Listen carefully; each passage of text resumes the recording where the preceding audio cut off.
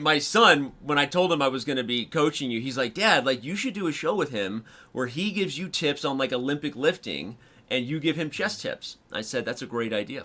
I'm going to tell him that. Yeah, yeah, So, definitely, definitely. And this What's he doing?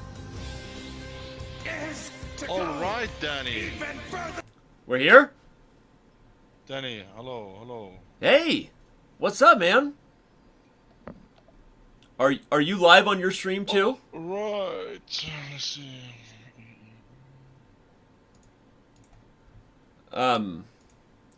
Hey, are you live on your stream too? I'm actually live. Yeah, I just managed to fix this right now. I'm sorry for the delay, man. Dude, don't worry about it at all. I was gonna offer to help and do anything I could, but you guys are awesome, and I was watching some anime. Nice, awesome. I'm not really a big anime guy. Are you? No, I can't say so. Honestly, Yeah. no. Yeah, because Yeah. we do other things with our time. I mean, I don't mind it, but yeah, sure. No, I'm kidding. I'm kidding. So anyway, pleasure to meet you, man. Now that we're officially live, I think we can start the stream. Definitely, pleasure to meet you. I'm excited, more chess lessons. Tell me a little bit about yourself. Yeah. So I'm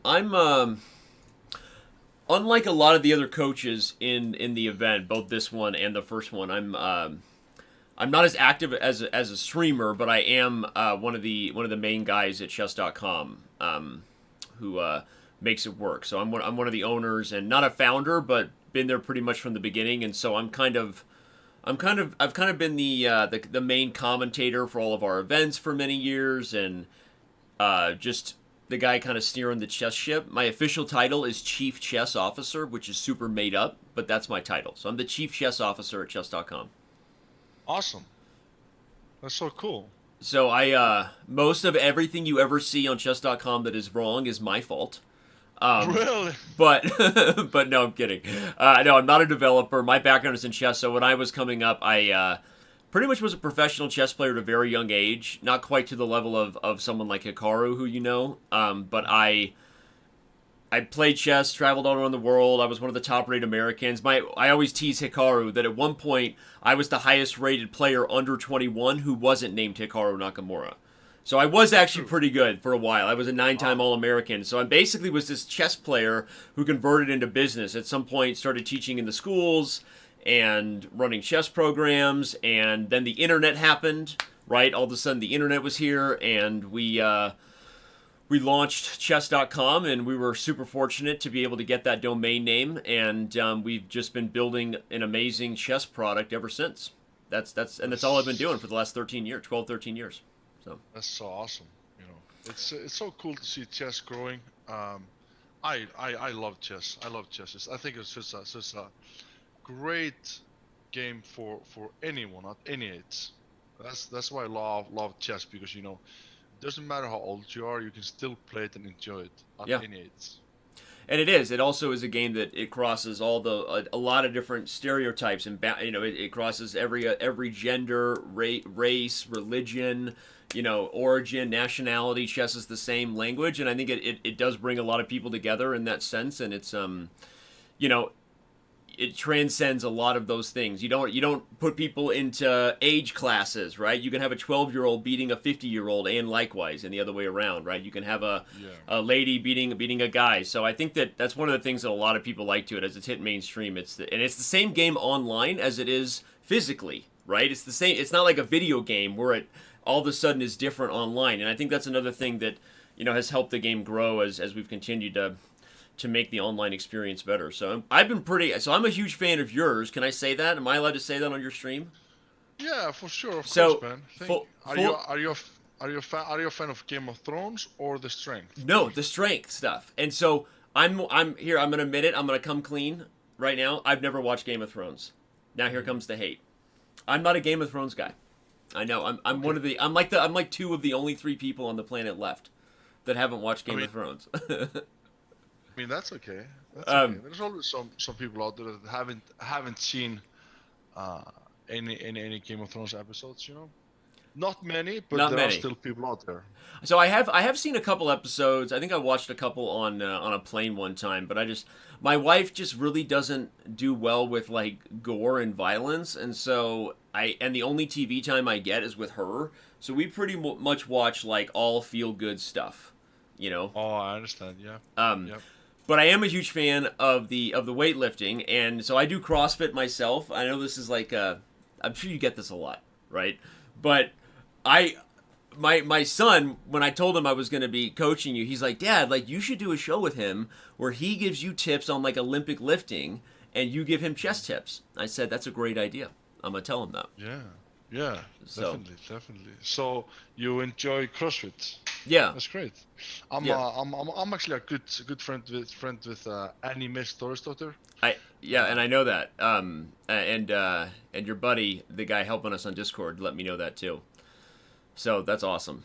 I'm also a huge fan of hers, but she doesn't play chess right now. We should get her in the next Pogchamps. What do you think? That would actually be amazing. I'm actually not sure if she plays chess. She might. I'm gonna ask her. I'm gonna ask her actually. Okay. She's a very smart woman. I think she probably plays. To be honest with you. Cool.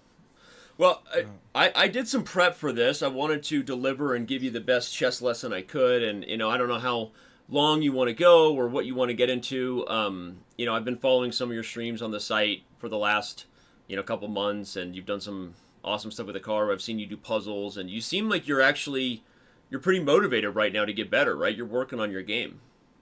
I am trying to, like, really. I'm trying to fit it into my schedule. I'm obviously like I'm actually competing tomorrow and Sunday.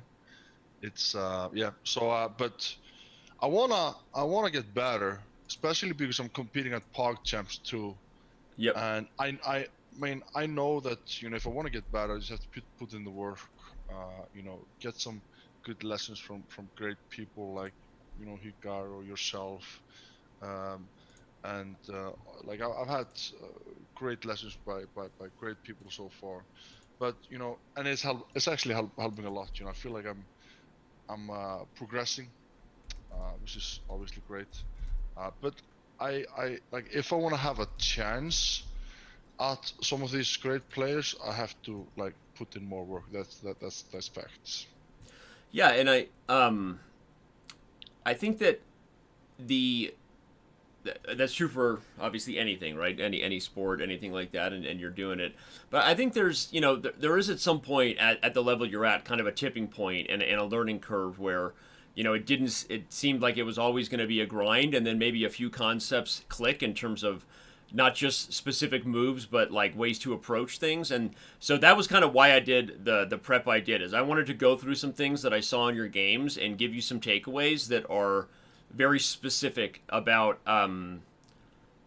maybe some things you're missing, some things you're doing well, and basically just give you an outline of some things you could do. Are you into that? Can we do that? Definitely, for Okay. sure. Yeah. Cool. I'm down.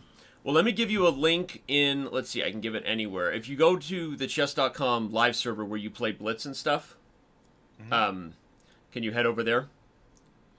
Yeah, let me just do it right now. Okay. Give me a second. I'll let you log in and all that stuff, and I've already got some boards pulled up for us.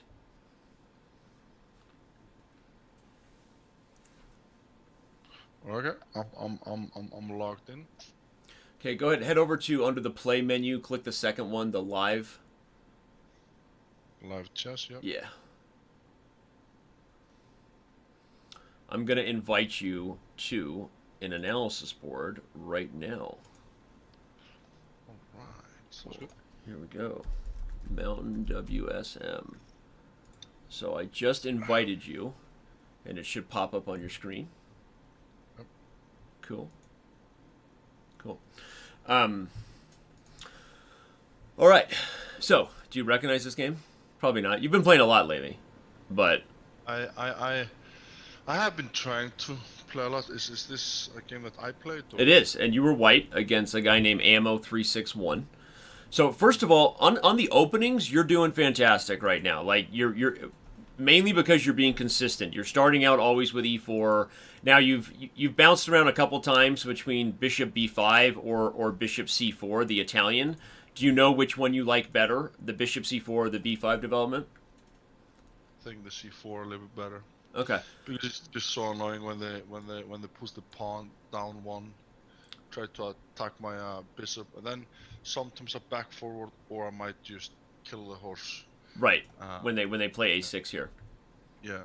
Right. So yeah, because I did notice that this game particularly that I pulled here was from a few weeks ago, but recently you've started pretty much exclusively playing the Italian, from what I can tell. The reason for the Italian is also I'm putting a lot of pressure on the pawn. Yep. On f7, which I like. Yep.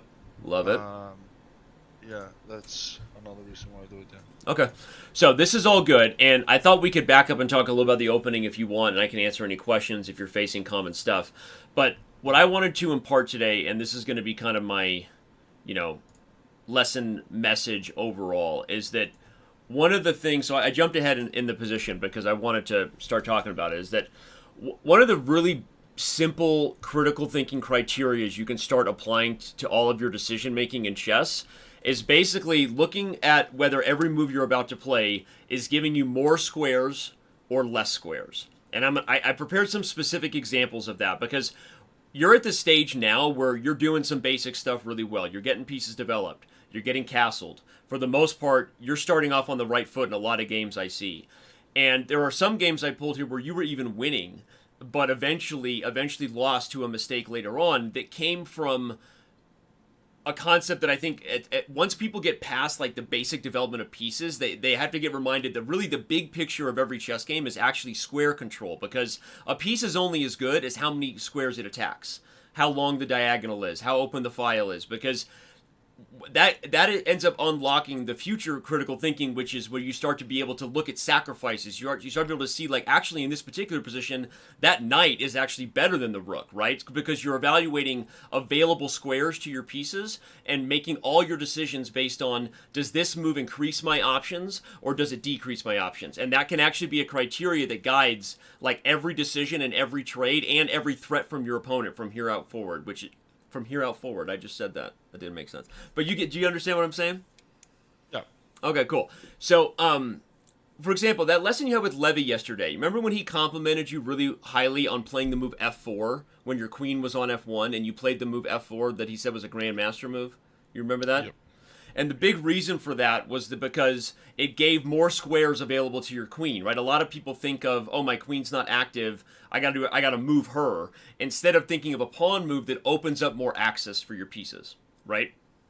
Mm-hmm. And so I wanted to come to this one because this is a very common mistake people make in the opening, where after they develop, they basically don't know what to do, and so they make trades. And so I wanted to ask you, like, did you have a specific thought behind this, or was it kind of like that? Like you made a trade because you weren't really sure of the plan to play for otherwise?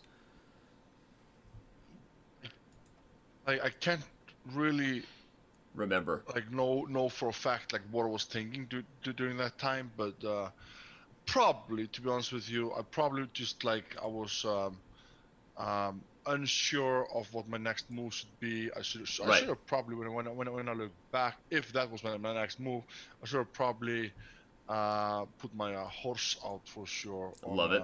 I was just about to highlight that. Yeah, and because obviously getting rid of this knight opens up another square, right? Mm-hmm. Right. And so you could pop in there.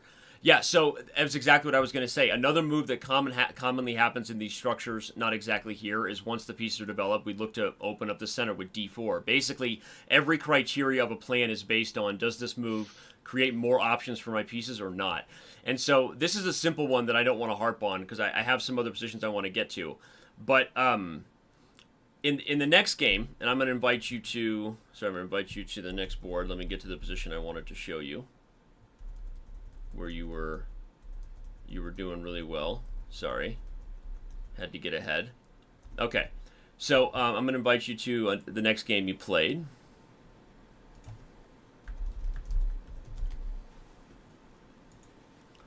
Let me know when you're taken to a new board. I have arrived at the new board. Awesome. So this was like the next example of basically your opponent doing the same thing to you. So in this position, he played the move e4, and now that the game is over, you can see what he was. Do you see what he was threatening? Yeah, my bishop. With which last move? Well, he's moving his pawn. Right. On e4, so he's threatening. He's hoping that I take with my pawn, so he can take a free bishop. Right. Exactly. And this was the threat that had your attention and your focus, was the immediate threat. And what I wanted to come back to is if we start changing our critical thinking to not just like the immediate threat, but every move comes with either more squares or less squares for you or your opponent. And in my thinking, the moment a move is made, my thought process is what squares just became available to him that weren't previously there. So if you look at e4 from that perspective, rather than just the immediate conflict between the pawns and the threat here, what does e4 do to his position as far as making more options available? He's opening up. Oh, he's almost checkmating me. Actually, I see that right now.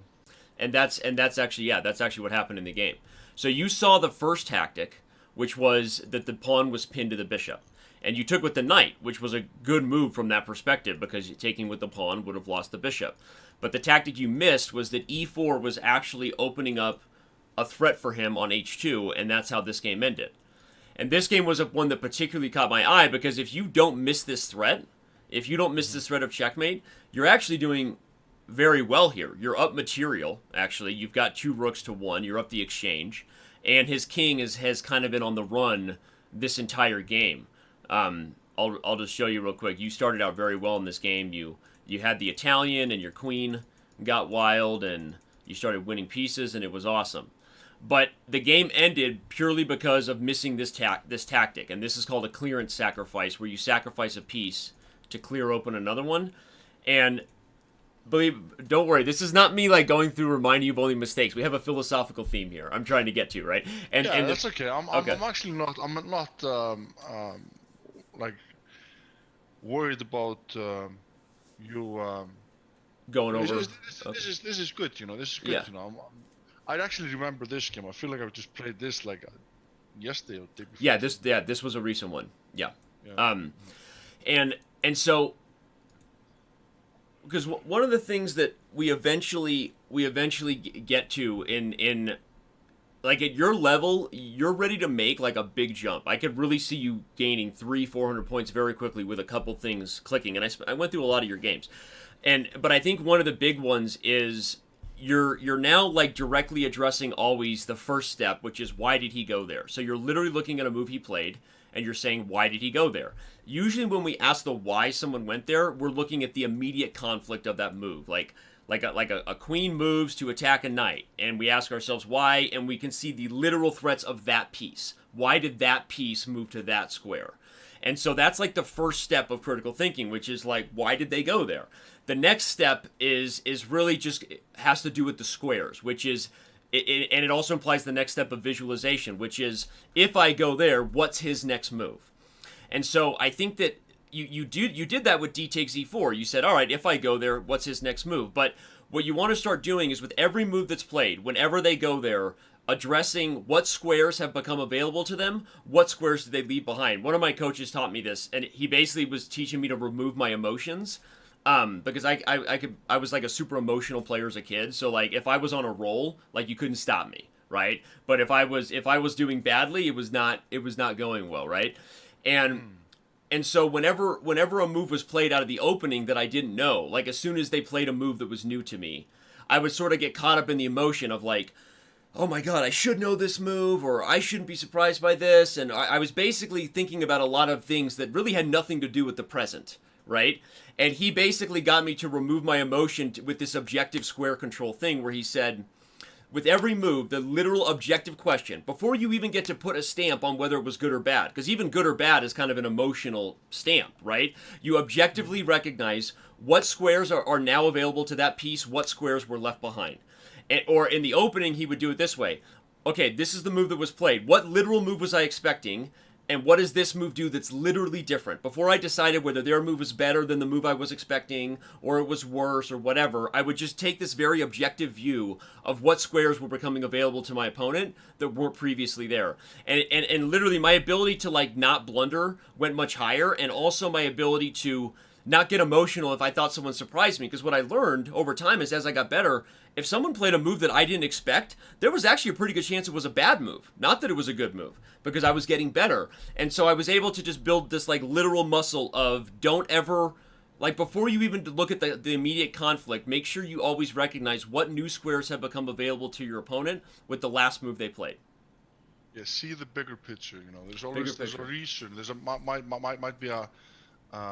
might be a bigger reason for this move. You know, I'm seeing the small picture. Right.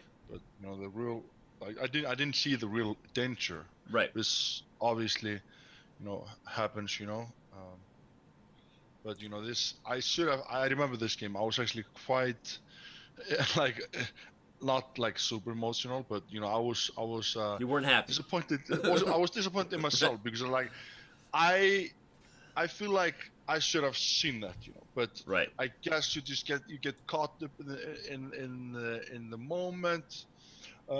Maybe it's the time as well. You know, you get sometimes stressed because of the time. But I guess, you know, with time and experience, it will become. You will get, you know, used to seeing the table better. It's Right. it's just all about seeing the whole table. Sometimes you get too distracted in one game that you are, oh fuck, he's attacking my pawn here, he's gonna try to kill my bishop, but I'm actually not. I'm actually forgetting the whole fucking picture. Why? Right. Like he's about to win the game if I and the reason why he won the game is because I just didn't see that move. Right. No, you just see the forest through the trees, see the big picture. That's a good way to put it.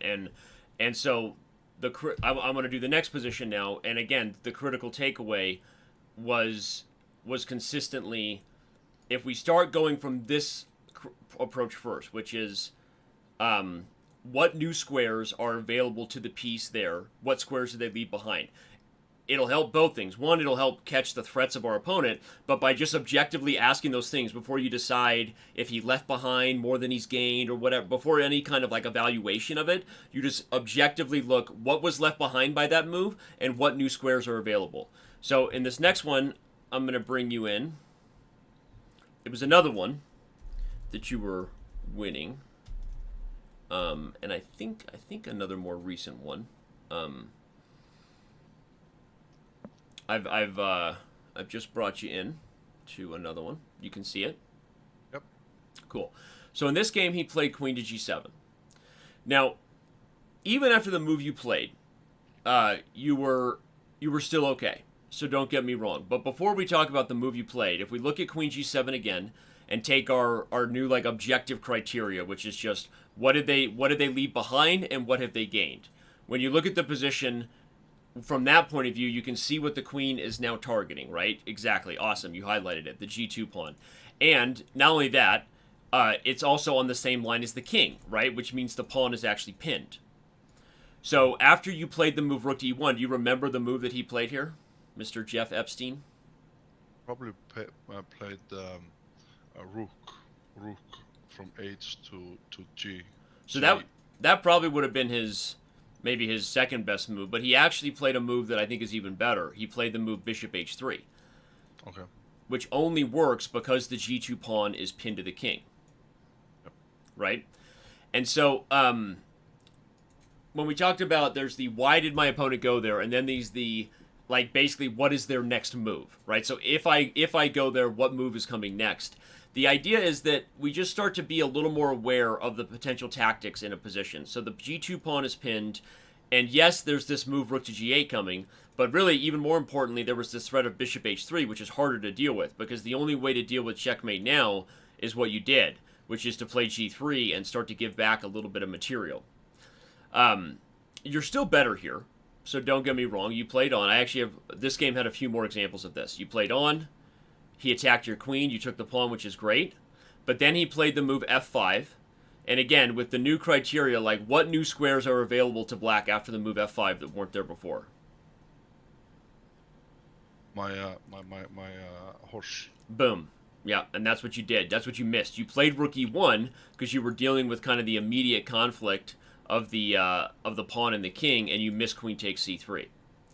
So there are other moves that could have been played, of course, right? Queen takes b7 check is a great move, and you could have also played a check like this. And I think that, if we're starting with with a really basic, the big three of every move you should consider are checks, captures, and tempo moves. So every check, every capture, and every tempo move should be on the top of your priority list before you consider any other candidate moves. Have you ever been given advice about that, like to have the proper checklist? Like you come to the board in any position. What is the hierarchy of moves? Maybe that's a good place to start about what is your checklist, right? What is the check down? It's checks, captures, and tempo moves should be at the top of every critical thinking list before you consider any other candidate move. Have you ever been given that advice before? Yeah, Hikaru might have. Yeah, I think Hikaru might have. Yeah, I think Hikaru might have mentioned that to me. Okay, so that's good. That's probably the best place to start, and I know it's hard to do that in Blitz because you're kind of like in the heat of the moment. You know what I mean? It's like super fast. But I do think if you could do a reset of your criteria, and if it started with checks, captures, sometimes we say queen attacks with younger players. I think tempo moves is the more mature way to look at that, which is basically any move where a lower valued piece is attacking a higher valued piece. That's a tempo move, right? Like a check is a tempo move in theory because the king is the highest, but really checks, captures, and tempo moves is the proper checklist before you consider any other moves. And I think if you combine that with a little bit of what I'm talking about, which is the big picture of what new squares are available to my opponent that weren't there before because of their last move. And so this was a game that kind of fell off the rails because of these two things. The queen coming to g7 and kind of just, not seeing, the new issues that were available. And then the next moment was this f5 move where the queen took on c3. And after that, the position kind of fell apart. Do you remember this one as well as the other one? It's also kind of recent. Yeah, I remember it quite decent. Yeah, I think I'll probably kill this pawn next. Yeah. Yep. And then the problem was he played rook d7, and your queen had no more checks, so you were actually in a double attack here after that move. Yeah, pretty bad actually. Yeah. So you kind of got unlucky in this one in that sense. What I mean by that is, like, if we evaluate the position here, you're up a piece, and his king is in the center, and you're really in great shape. But it's the next level of awareness where we just start putting our opponent's threats higher than our own plans.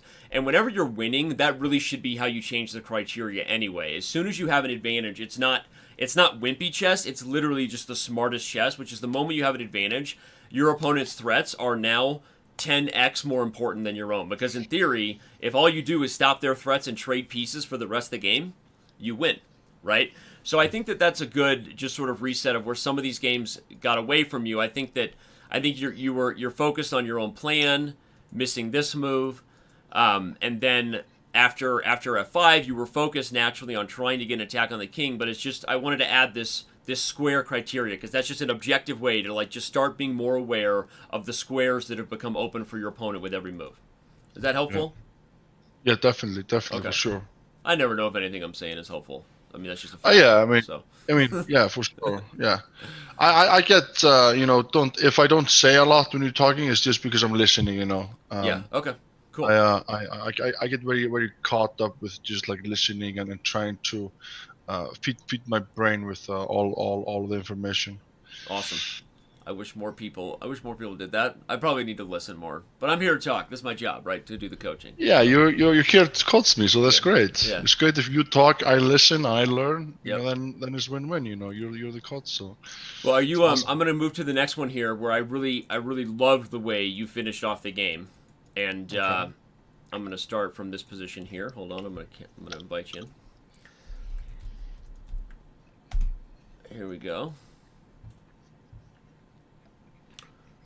So, this position overall, I thought you did a great job of just not messing around. You brought all your pieces to where the king was, and you finished off. You're up a piece in the position, and the your goal from here on out was basically just to get the rooks to the center of the board. So you developed the bishop to get the rook here, and this was a good example of basically couldn't play any really better moves. You brought the rook in, you brought the knight in, you brought the rook over. Now I was surprised your opponent resigned. This was a game you played fairly recently, but I just wanted to leave you with some positive there too. Like there was no opportunity here necessarily for your opponent to challenge you with like a sneaky threat like these pawn discoveries, but overall, I think that your focus of just using all the... Like, this is kind of a picture-perfect position if we're just taking a snapshot. You did a fantastic... And even though your opponent resigned, this was a great job.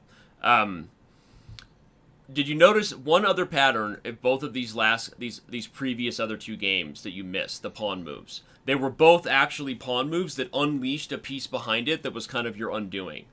So that was just like a literal takeaway, and I'm always looking for pattern recognition if you go back to those last two, because... To me, it's much more helpful than on move 27 of this game, you didn't play a good move. It's like, okay, well, I'm never going to get that position again, right? That's not helpful, right? But what's the pattern of thought, right? And I think in general, you're at a level where if you start considering more squares, and these pawn tactics particularly, where your opponent is literally clearing the way for some sort of tactic, should just be like something you just put in your pocket right away. Just improve your pattern recognition for pawn moves that unleash pieces behind them, so you don't miss those types of tactics. How does that sound? Yeah, sounds awesome. Cool.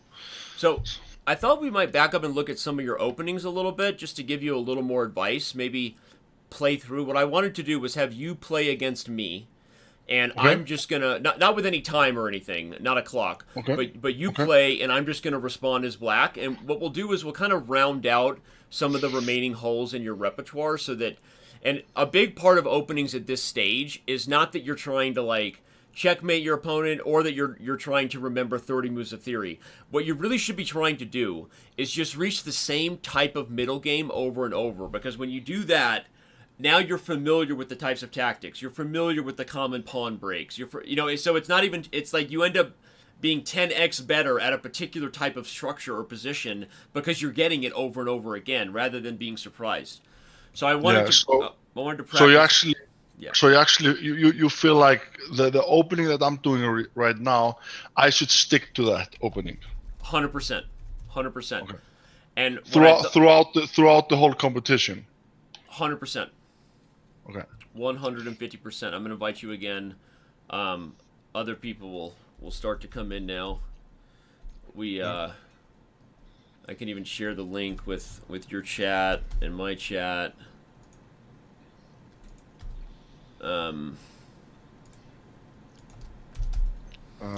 So why don't you play white? Why don't you play white and I'm going to play black, and I'm just gonna, this is like kind of just sparring, right? We're just going to spar. Yeah. And I'm just going to move the footwork around whatever you're doing. And we'll do that. Sounds good. Cool. All right. So we're going to practice just E45, which you're doing great at, and we're just going to kind of round it out. Cool. So this is pretty much what you face most of the time, right? All right, so here there are three moves I think you face most often. There's knight f6, bishop to c5, and then maybe just a move like d6. I'm just going to play kind of the most standard approach here, knight f6. Okay. By the way, what's cool about this, everything we're doing from here on out, I'm going to save this game and give it to you, so you'll be able to use this later as something you can review as, like, you know, the opening practice with Danny. Like, you can go over all the analysis we're going to put in from here on out, we'll save. I actually just blundered. I see that now. Well, no, actually, so hold on, you didn't. So you said you blunder because of the pawn, right? Yeah.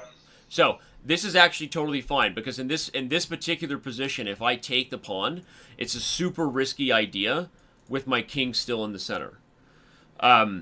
So there's a couple ways you can actually respond to that.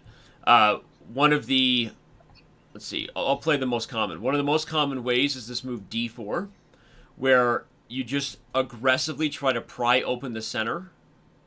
If I take it, you can play rook to e1, and now I'm in trouble of losing my knight. Yeah. Then the move I can play is actually d5, but there's actually a ton of really fun tactics here. We're going to get far along the way, but I'll show you one line just to show you that it is a useful idea to understand that opening the center this early is dangerous, and that is that you can play the move bishop takes d5 and then knight to c3. And actually both of my pawns are pinned for different reasons. I can't move the knight, and if I move the pawn, you win my queen for free. So in this position, black has to start losing time, and you have several options. You can take the knight with the rook. You can take the knight with the knight and threaten discover checks on the king. Like if you got one more move, you'd be winning on the spot with a move like knight f6 check. So this is actually okay for you. So I actually think if you were to take a snapshot right here, this should be your first 4 moves almost no matter what. This is actually great. This is fantastic for a start. Okay. Is that good? Yeah. Okay. So I'm actually not going to take e4 because I don't want to give you that line, but I saved that line for you to look at later. I'm going to play bishop out to c5. Okay. Sometimes I play I've been going back and forth with my pawn on d2 or b2 to 3. So I kind of sometimes like to sorry. No, you're good. Sometimes Nice. yeah, a cat, right? Yeah, it's a cat. Yeah, Norwegian forest cat. The reason why I like to put my pawn from b2 to b3 is because I'm putting a nice pressure along this line here, which I sometimes like. Which move do you prefer? So I'm really glad you asked that and you brought it up because I was going to ask you if b3 was a regular thing or because I noticed that in several of your games you've played b3 when probably you should be focused on bringing this bishop toward the center. Okay. Particularly g5 if you can reach it. There are a lot of very popular moves here by top players. I think that playing the move d3 first just to protect your pawn, open up the threat of pinning the knight, is the most popular move probably in history in this position. A second very popular move is the move knight to c3. You just develop the knight first, and then you have every intention to do the same thing. Play d3 and get the bishop out. But there's a third move I want to show that this is a plan to make note of in terms of an Italian that you get this position. So if we take a snapshot, you develop your knight, your bishop, your castle, all good. Usually the next idea in the position is not just getting the pieces out on the queen side, but how are we giving them the most potential? And the most common idea for that is actually the move c3, which is counterintuitive at first because it takes away the square of this knight developing, but it actually prepares 2 moves. One is b4 and a4, like a queenside expansion. The other is the move d4. So let's say that black castles, you might immediately play d4 with tempo, and to show you the best version of this, they take it and then go to safety. Now you get your knight to c3, and compare this position here, in terms of how sexy that looks, compared to this position, where you have the knight out, but your pawns are still kind of blocking your space, right? Yeah. So this move c3 to prepare d4 is called the Gioco Piano. It's an approach to the Italian, and if you were to rank an ideal position, this is about as good as it gets, right? I mean, they can't even play d5 without losing a pawn. Next, you get your bishop out. You're controlling the center. If grandmasters got this position as white against other grandmasters, they would win pretty much every time. Like, this is already a significant opening head start. Okay. So C3 is a move that I wanted to show you. And either way, to answer your question, I would say that as of this moment, I would greatly prefer as your coach to say you should either play D3 or go for C3. Both those moves are going to be more effective than B3. B3 is not a bad idea, like big picture. I mean, I know what you're trying to do. It's just in this particular opening, it's a little slow when we've already got a lot of things we want to start challenging in the middle of the board. Okay. Cool. That's actually a super. I actually like this. What did you call it? The Joko piano with C3. The Joko piano. I like that name. Yep. Joko piano. Okay, cool. I like that move. And you can actually see it if you look at your screen. If you look above the notation, right there where it says opening practice on your chess.com screen, you see how it says that little number C53 and then it says Joko piano. Oh yeah. You see that above the move Yeah, list? I actually see that. Yeah. So yeah. I don't know if you know this. Go ahead and click on that. Click on the name, and it's going to take you to. So now you're actually in our opening explorer, and all those moves on the right side are moves you can scroll through, and try to see what other grandmasters did, and try to play like them. So a lot of people don't know this, but if you're analyzing and practicing an opening, we're not going to do it right now because I can just coach you myself in the live chessboard. But I wanted to show you that you have that ability to click on an opening from any game you play or from an analysis board, and you can go there, and you can scroll through, and we keep this database totally up to date with with the Week in Chess, which is a Twix service where you basically get a gathering of all the different latest games. So our database is. In fact, our tools have recently gotten better here, where if you scrolled through this, if there was a top game played a few weeks ago, like it would be in the database, and you could see it. So awesome! That's so cool. So, all right, go ahead and let's head back to the live chess tab from your stream, and we'll keep going here. Yep. So yeah, so the Joko piano is a great idea. It even has fun traps, like if they played D6 and you didn't want to play for D4.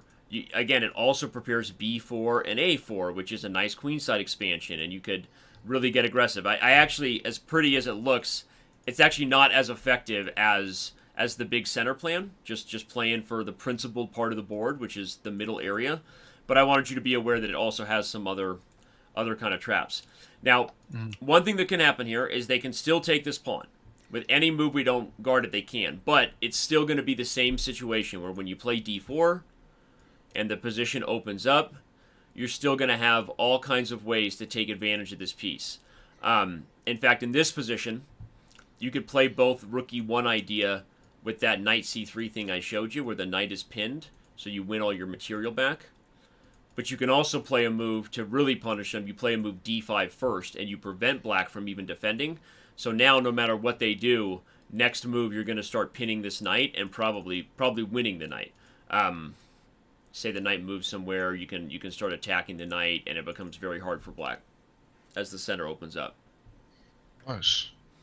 So I don't want to get too into the weeds of all the craziness, because I really just want to leave you with some principles that if you commit to on your own, like even just already from now on when you play this type of position, you're going to start looking for this Joko piano idea, and it's just going to make you better at this opening just right away. Important note, because I want to give you also like an insurance policy. Sometimes when we start to learn new openings and the information is kind of whatever, like it gets cloudy, and the next time you get it, you're like, wait a second, is this the exact position I should play C3 or is it not, right? Like what really, and it's actually a mistake to try to approach openings memorizing the move orders. A much better way to approach openings is memorizing the concept, the idea. So, because the concept or the idea could occur on move 4, it could occur on move 7, it could occur on move 11, right? But if we have like the positional goal in mind, we're not necessarily going to lose our way if our opponent plays a new move order. And this is something I wish I could sit like every kind of just starting out chess player down and tell them. The big mistake they make is trying to memorize the moves of the opening, forgetting that there are literally, I mean, chess is literally like the power of 1.42 billion from like the starting position, right? That's not how grandmasters approach it. They're not memorizing variations. They're memorizing ideas and theories and concepts. And so the reason I'm saying all that is because let's say next time they play like a weird move here, and you're like, all right, that's a little different, whatever, right? I'll just castle. And then they go here, and you're like, okay, like the move order's different. You know, I don't know what to do, and I'll play h3 because I want to stop them from playing bishop g4. Let's say, because that's what their last move was, which by the way wouldn't be a bad idea. Then they go here, and you're like, uh-oh. Well, now the position's different, and if I play c3 now, he might legit be able to take my pawn because he's already defended his center. So if I attack and try to open it, he's already got more defense. Like, I don't like it. He's going to get castled, and I may not win my pawn back. And by the way, you'd be right to be worried about that because the move order was different. So what I'm getting to is this.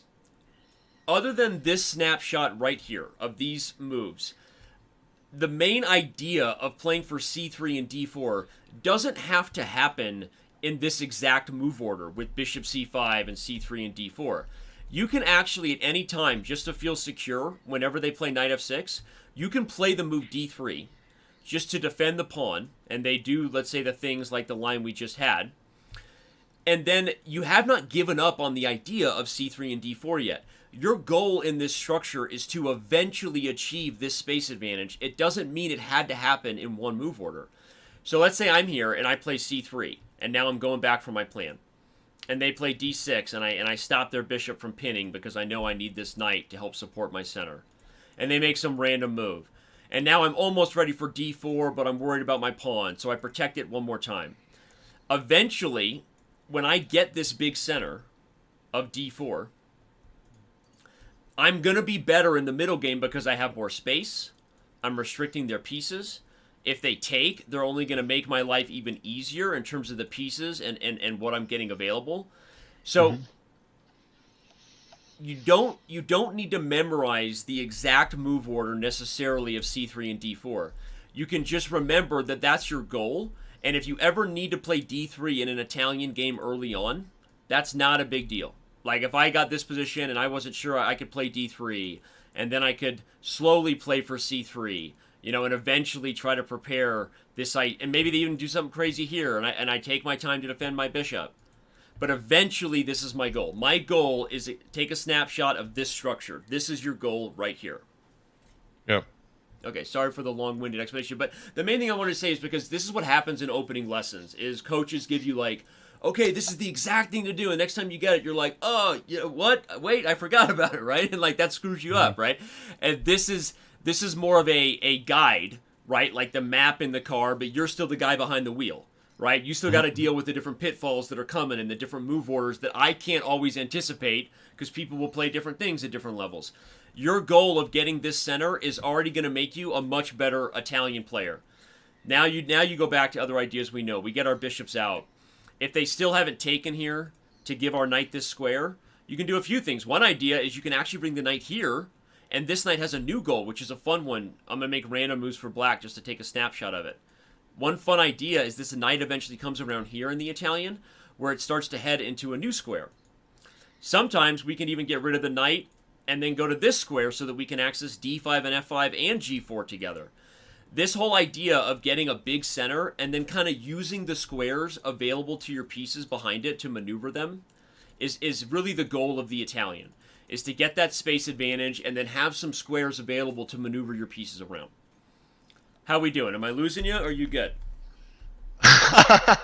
We're very good, man. It's actually a lot of good stuff. Awesome. Yeah, you definitely still have me. Yeah.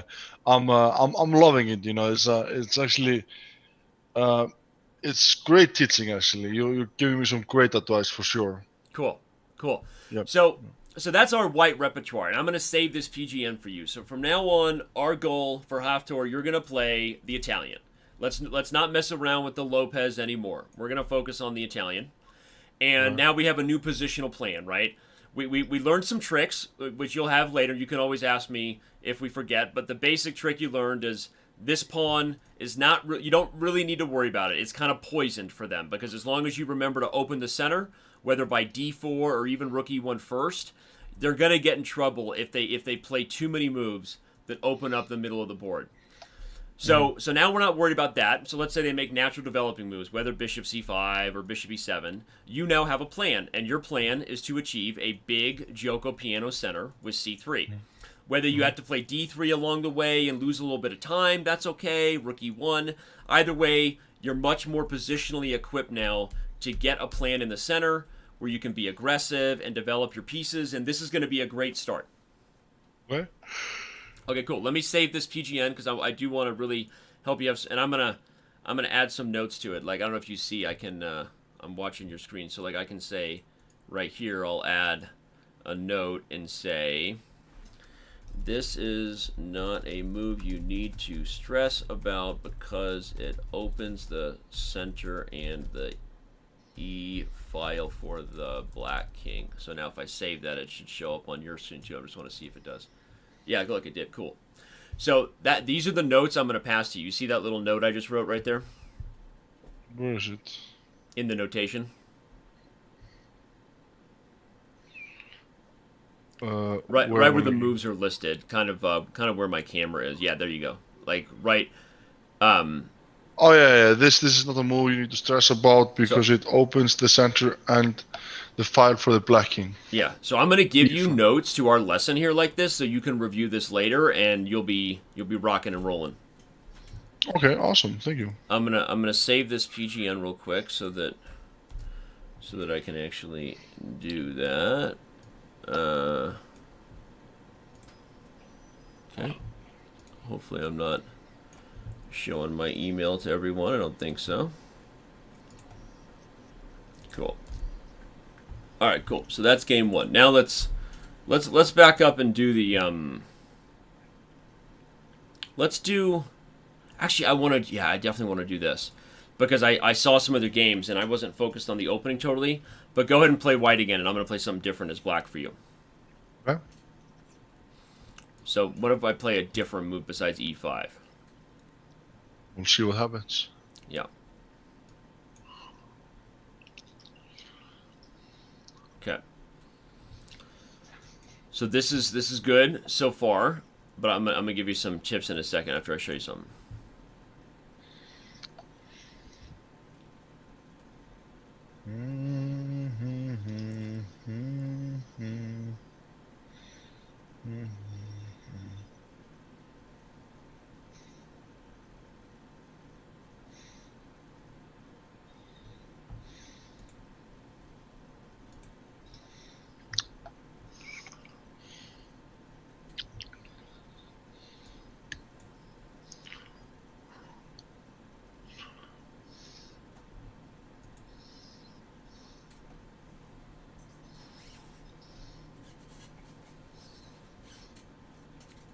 Okay, so this is a good moment for us to pause. So the approach I took here with C5 instead of E5 is the Sicilian instead of the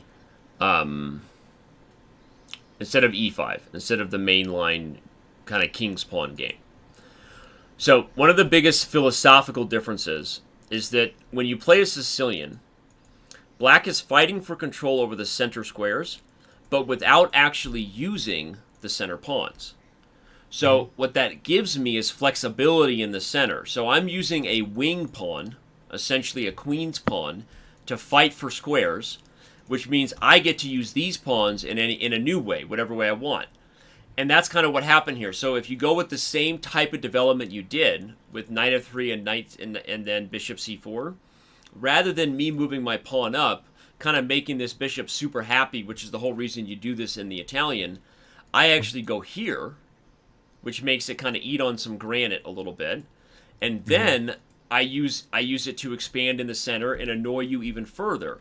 And this is all possible because I used a wing pawn rather than one of my two center pawns. So the way we have to react to this is actually by not playing the same exact move order we would against the king's pawn game. And first of all, the way I explained kind of the approach of the pawn structure there, you understand what I'm saying there? That basically that flexible approach I have means that the Italian development of the bishop, if we're defining that as the Italian development, is no longer good. Just take a look at the squares it doesn't have, right? Does that make sense? Mm-hmm. Yep. So what we have to do in this one is, and there are a lot of different options, but I'm going to give you one that is similar enough to the opening you're already playing, but easy enough to remember because it's different.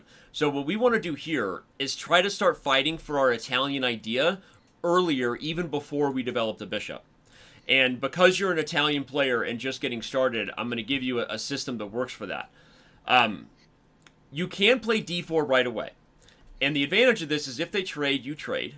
You've actually opened up the center of the board. You've got a good piece in the middle. And if they keep trading, you'll eventually have a very strong queen where she can't really be attacked. Sometimes you tell beginners, don't bring your queen out early, but if you can ever get your queen in the middle of the board and she can't be attacked, it's always a good idea to have her out because she's literally the most powerful piece on the board. So d4 is one way, but another move that is going to be very easy for you to remember because you're an Italian player is just to play this move first. And your idea is you're going to go for a big center before you've even developed a bishop. And here's a fun trick. If they try to attack your pawn now because you're undeveloped and they haven't put a pawn on e5, you have the ability to push your pawn and then continue with the idea. Now you actually have a very big center and a very nice pawn chain where your bishop can develop to c4. It could even develop to d3 where it has a nice diagonal. This is a good position for you. You're going to get your bishop out and you're going to get castled very quickly. So my note for you against this, and we're not going to go over every opening in the world today, but I just want you to have a system. We're trying to give you a system so that, because what do these positions really have in common? Our c3 line against the Sicilian and our c3 line against e5. Like if I'm clicking for both of those things, what they have in common is you're going to end up reaching a pawn structure. You're going to end up reaching a middle game that can be familiar to you, where you're kind of aware of the tactics, and that's going to cut down on blunders. It's going to allow you to know, maybe catch your opponent blundering because you know the position better than them at this level, right? So one of the things we're really big on is, or I say me as a chess coach, is trying to give you a pattern and a structure that repeats against almost every other opening right now so that you don't have to constantly reinvent the wheel and figure out a new plan because your opponent played a new move order. Okay. So, against the Sicilian, that'll be our plan, is we're going to go for this c3 line.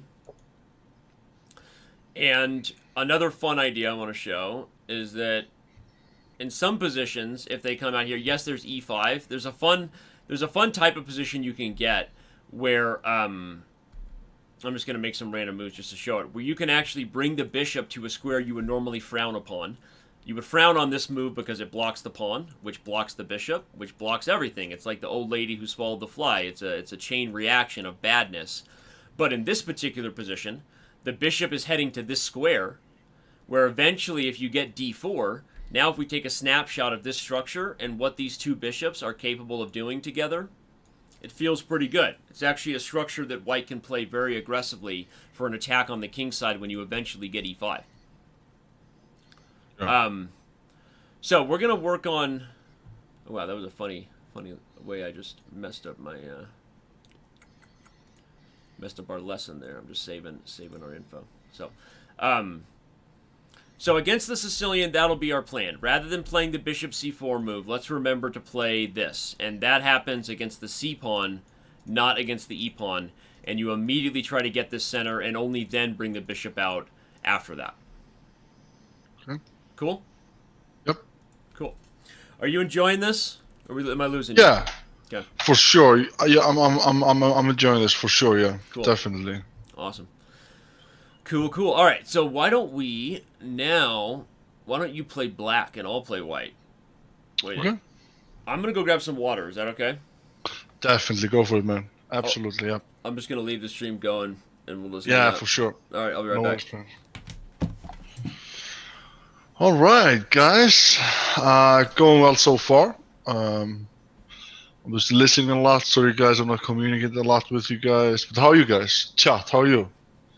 Is the chat dead, or are you guys? Okay. Thor is bored as balls. That's not true. People always think I'm bored when I'm concentrated. When I'm listening, you know. Northern is still alive. Put my mic a bit closer, okay? I forgot I actually had a bottle of water right in the office, so that saves me some time. Nice. Awesome. So what do you think? Beautiful. You could eventually have a show with me and you where we do chess and CrossFit. What do you think?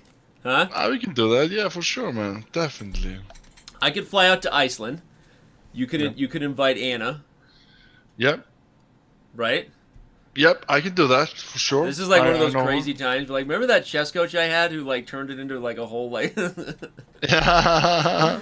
I'm kidding. Yeah. All right. This is fun though, and the next one we're gonna do now. You're white. Sorry, now you're black. I'm white. I'm gonna Yep. challenge you and see how you do against that. Uh,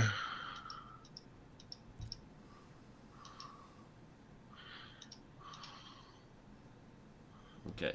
So we'll try to do the same kind of things and see how you handle it.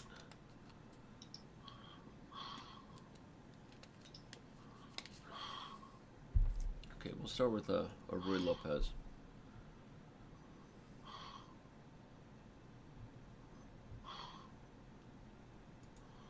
what just happened? Can you hear me? Yeah, can you hear me? Yep. Do you not see my move I played? Yeah, but my moves got fucked up. Oh, okay. Hold on, that's weird. Let's do a. I'm gonna do a new board. Okay. We'll do black openings now. And I'm gonna invite you again. Alright, sounds like a plan. Okay, I just invited you again to a new one. There we go. So now I'll play white on this one, and we'll play on this one. Right.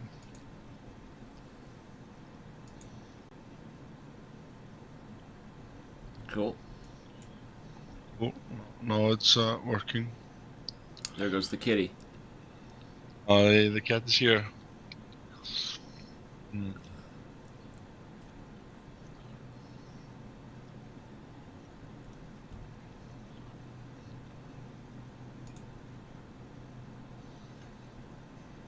Let me see. Okay. So, is this now? The last time we did it, you played knight to c6. Do you normally play what you're doing right now? Kind of this is a Petrov. I don't know if you know that, where you're copying my moves. I either this night or the other night. Yeah, sometimes, yeah. Okay.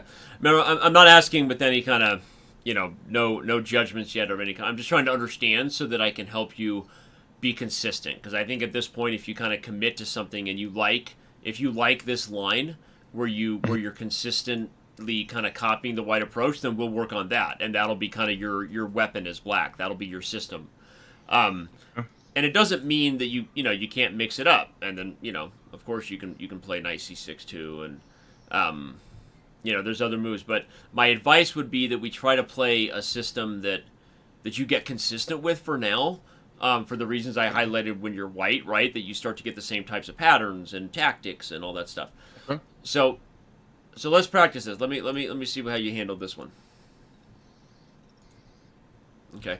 So this is a good lesson that at this point actually you've gone a little too far with the copying, but I want you to keep playing so I can show you.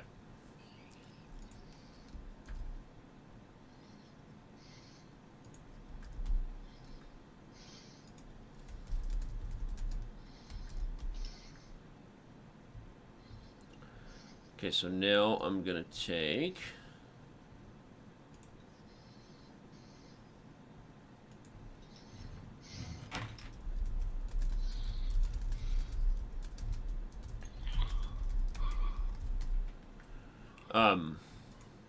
So at the end of this line, you see that white's up a pawn.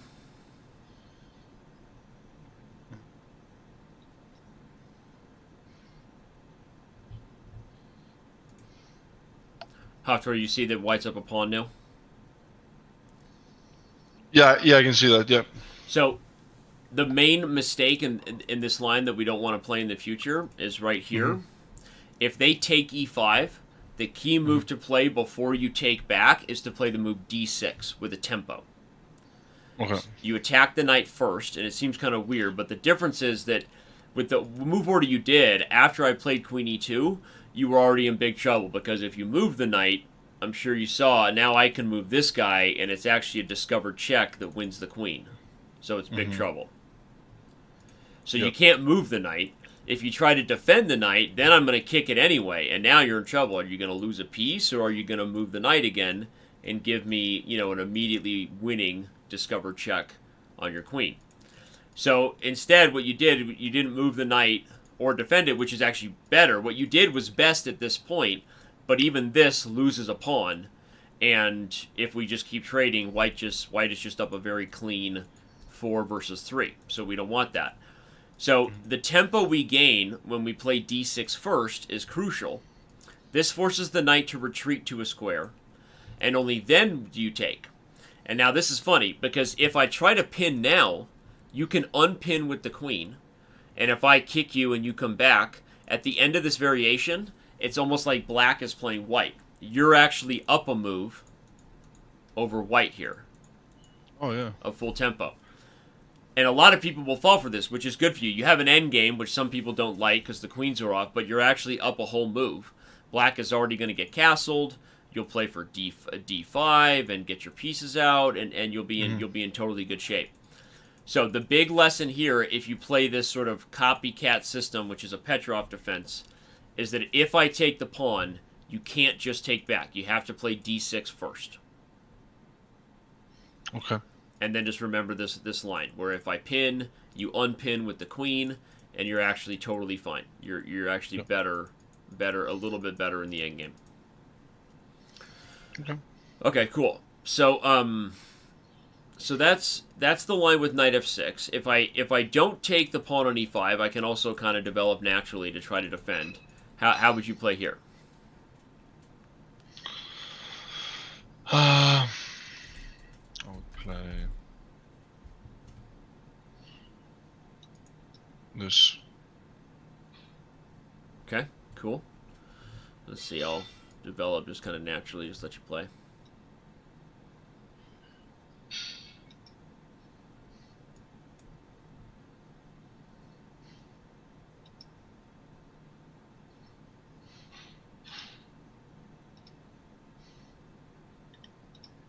So this is cool. You're playing for the same Italian idea. I love it. Right? That's your goal? Yep. The Gioco piano? Yep. So I can't tell you. I can't tell you because I'm competing against you. That's right. If that's my plan, you just have to see and wait, Yeah. So it's good. The only thing is because you're black and you're down a tempo, you have to defend the pawn first. So rook e8 should come first to make sure that I can't take the pawn, and then you can play for that idea. Remember, just like I said when you're white, you can also play this move to defend the pawn. Yes, in theory, that loses a tempo, meaning in a perfect world, you would get c6 and then d5 in one move because the pawn can move twice. So that's true, but it's also not the end of the world to lose a tempo on a move like d6 because it also does other good things, like it opens the bishop, which could be good, and you might go there, and it's only one single move in the opening, which, unless you're in a crazy, checkmate fest, losing a single tempo there, not a big deal, especially if you're doing it for good, solid reasons. To defend the pawn and then sort of slow jam it. Play c6, slowly prepare d5, just kind of take your time. Okay, good. I mean, I'm good with this. I think the main thing to remember is if you're going to play knight f6, don't go for the copycat of taking twice because of that trap that we just showed. Yep. Okay? Yep, definitely, yep. Okay, cool. Let's do this again. Now I'm going to play... I don't think anyone's going to do this against you in the tournament, but I just want to see, what do you do against the queen pawn? I would either copy, put my pawn. Yep. Yeah, usually I would copy. Okay, and that's the best. The one good thing to go over is that the main thing that defines a queen's pawn game as differently than a king's pawn game. Well, it's actually a good lesson because it goes back to the squares thing I was giving you from my chess coach when I was younger, which was, remember, just what are the literal differences between the king and the queen? Well, if you look at e4, e5, the kings do not defend their own pawn. The kings don't move like rooks, right? So literally everything about a king's pawn game is inherently more tactical because of the loose nature of the center. This is funny because this is kind of like big picture chess philosophy people don't realize enough, which is that the reason why king's pawn games, they've been referred to as more tactical or more romantic, the romantic style of chess where pieces are flying and crazy sacrifices, all this stuff, right? It's inherently because of the king's lack of protection of the center. The queen pawn games tend to be more positional in nature, meaning we play with more pawns first and pieces behind them, and that's partly because the queen herself is like she's a cannon. She defends the center. So, a very quick example of what that means literally. If white develops the knight to c3, unlike a knight to f3 in a king's pawn game, this move is actually a little bit dubious because are you even threatening to take this pawn here? No. Right? So that's actually not a good move in a lot of cases. So the best move for white in a queen's pawn game is to play another pawn to the center. And in this case, you're actually preparing, if black defends it, to bring the knight out behind the pawn, where you have two pieces ganging up, rather than one knight on c3 just kind of eating granite. And so the only thing that I want you to be aware of in a queen's pawn game is if you face someone who knows what they're doing, you might get a lot of players to play the queen's pawn and then play this move that's not very good. And I'm going to show you how to take advantage of that. But if they do play the good move, which is c4, we want to know what to do here, which is how to defend against the pawn here. So, what are your thoughts on how you would play here? I would move my pawn up from c7 to c6. Who taught you that? You're just all over it. You're a positional genius. Oops, sorry, I mouse slipped. Who taught you that? Just be like, I'm a natural pawn structure. I just get it. I guess, you know, I mean, yeah, I've been taught to try to hold control in the middle. Right. So if you're threatening my pawn in the middle, I should try to protect it so I can move. If you kill, I can, you know, still keep my pawn in the middle, right? Is that right. Correct thinking? 100%. And not only that, it's the right thinking because you play the symmetrical pawn back. So this is called the Slav. In fact, if you see that little opening thing above our heads again, remember the Slav defense? If you look at that opening on the notation, you can click the Slav defense and go there later. So this is called the Slav, and the reason it's considered maybe the most dynamic and equal way to face the Queen's Gambit is actually two reasons. One, if I take here, you nothing has changed. You've ceded nothing to white. You've given zero ground. You're just, you know, strong like bull, like going nowhere. But c6 also presents black as you get better and we work more on your openings. You're going to learn some of the really sharp stuff, which is that c6 also prepares to call white's bluff. Meaning, the thing we didn't point out about c4 is that yes, it attacks the center, but it also gives a pawn, right? In theory, you could take it eventually. Right now, if you take right away, it's not so good. It gives white a big center. They're probably going to get the pawn back. Like, it's not a good gambit to accept. But what if you could take that pawn and keep it? What if you could take that pawn and hold on to it? That pawn is a pawn, right? So what c6 does is prepare for variations in the Slav as you learn more theory, where as we develop, this is a very common line, black now says, you know what? Now you've gone too far. And one of the sharpest variations is black will just take the pawn. And white will say, wait a second. No, I'm going to get my big center, and I'm going to win my pawn back. And they go, wait a second. Are you going to win your pawn back? Because now c6 defends b5, and b5 defends c4. And I might not give you your pawn back. I might hold on to it. And if you keep pushing your big center, all right, that's fine. I have a nice little outpost square for my knight right here in the middle of the board where she's beautiful. Right? If you take, I'll take back and undouble my pawns. And look at black is just up a healthy pawn. Full pawn. Yep. So the Slav is a great system to play, and if they develop, you shouldn't take back right away. In fact, very often I recommend to get developed first, and even here you could, as I showed its theory. But if you didn't want to, you don't. I mean, you can also just continue to develop pieces. Go here, get the bishop out, get castled. But one of the ideas is that in the Slav, eventually we can learn lines where you're calling white's bluff and you're going for the really sharp stuff where you go get a pawn and you ask questions later. It's a good line. definitely. I feel like we're making so much progress today. I love it. I feel, yeah, me too. Actually, it's so good. Actually, yeah, it's going very well. It's going very well.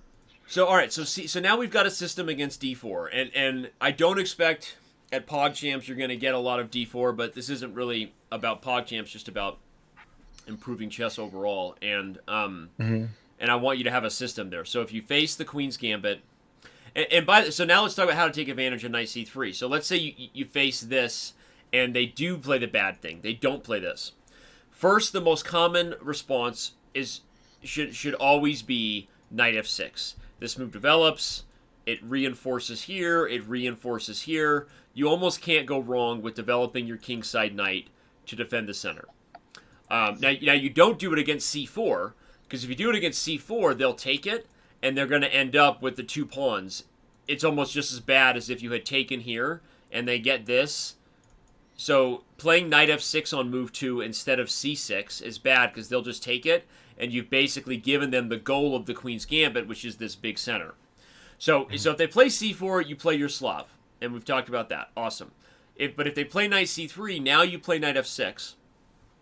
And a really fun line, if they continue to not challenge the center because they block their C-pawn, you can do to them what they should have done to you.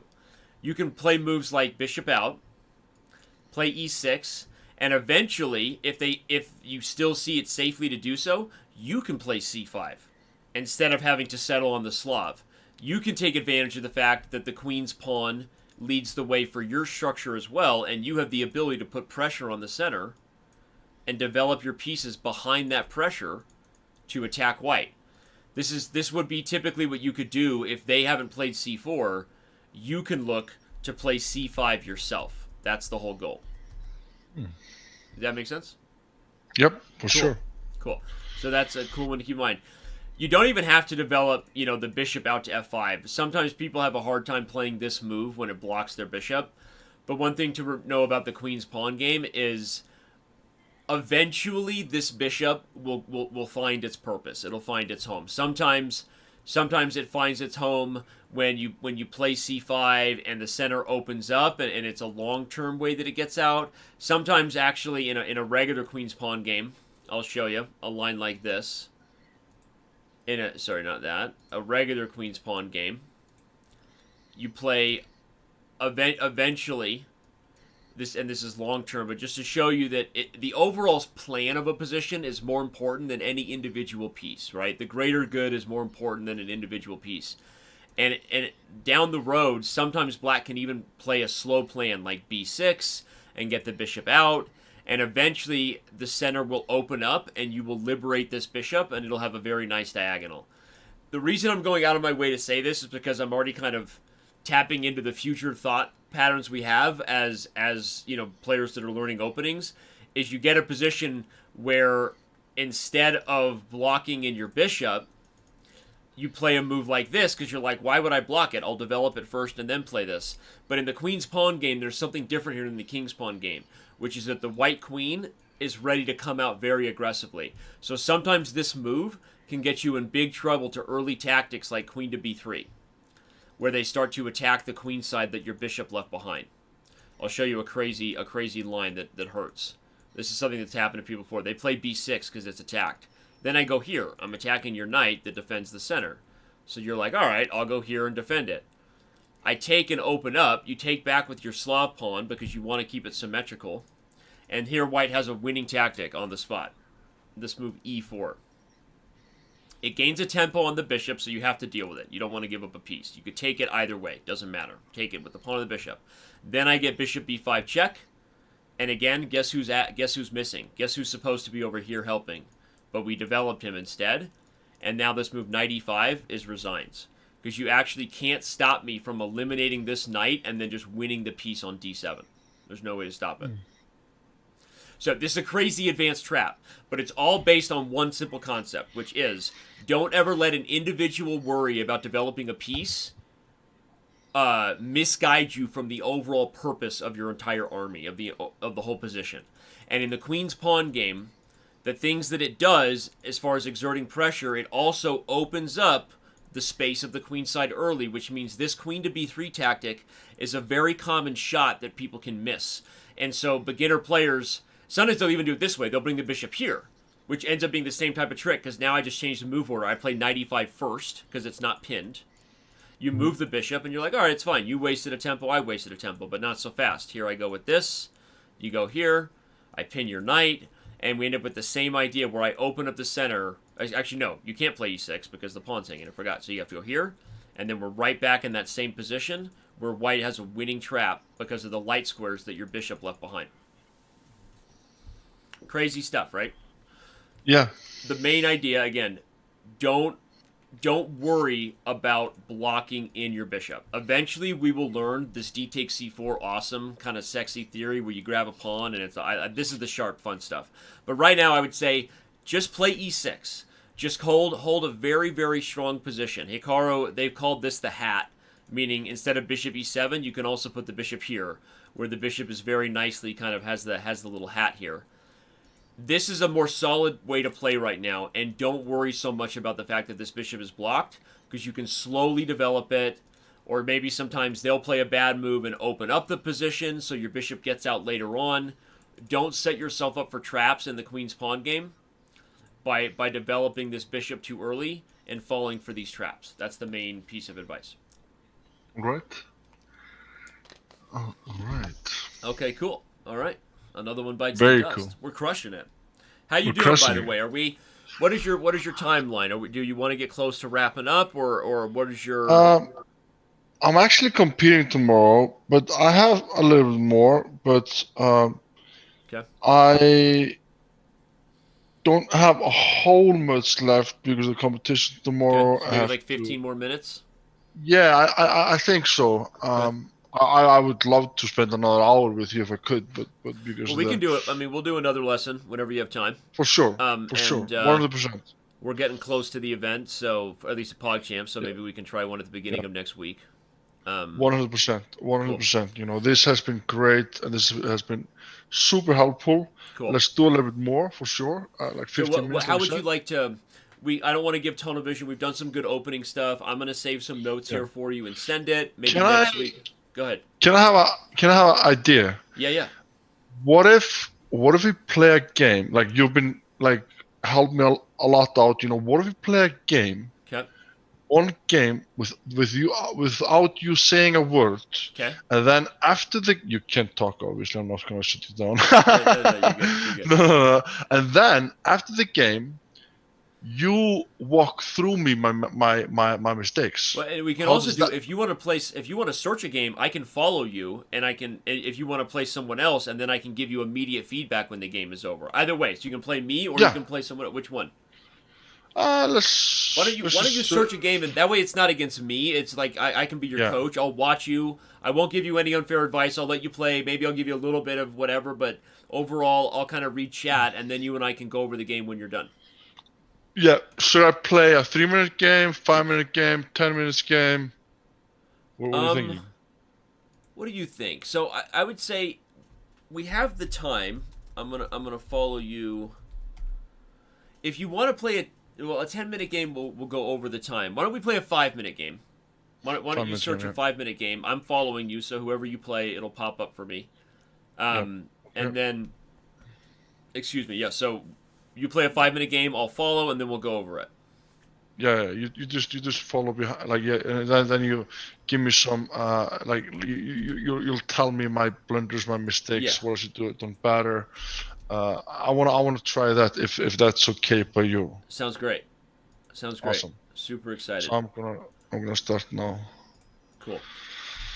Yeah, I think sometimes the lessons are good, but then after a while, it's like it's helpful to play and get it going. So now I'm following you. You are playing Maj Koch Chess 6-5. There you go.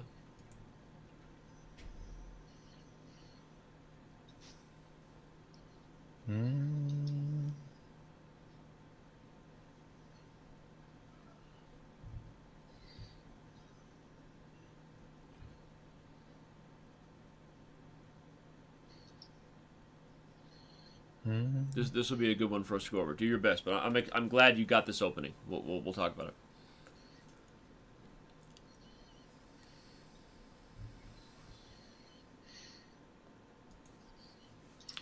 And if you want, as you're playing, you can let me inside your thought process and tell me what you're thinking, which will help afterwards too. Oh, So you can talk out okay. loud, and I'll just listen. Okay.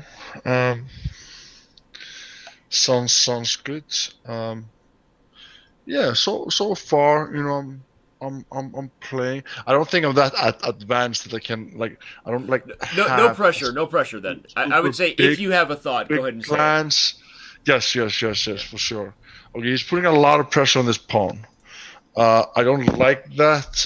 He's like he's protecting. Okay. I'm gonna castle. But if he, hmm, then he can kill as a check. I don't like that. I don't like that. I can also just I can do this. Then he can. I can do this. To take the pressure away a little bit. If he kills my pawn with his horse, I'm just gonna take with my king, which I prefer not to, but I'm not gonna let him get my rook. Obviously, he takes.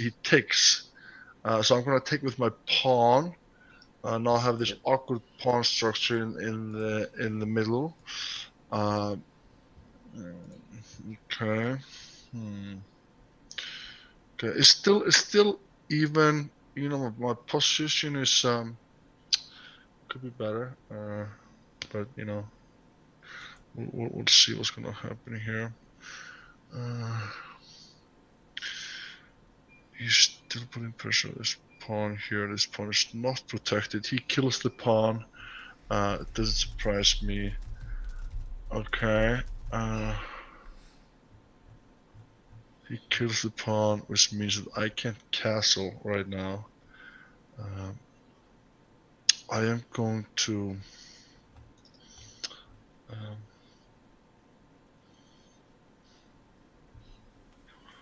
Doing yeah, I'm good. gonna put the queen here. Let's see what his plan is now. He wins a pawn. He's one over.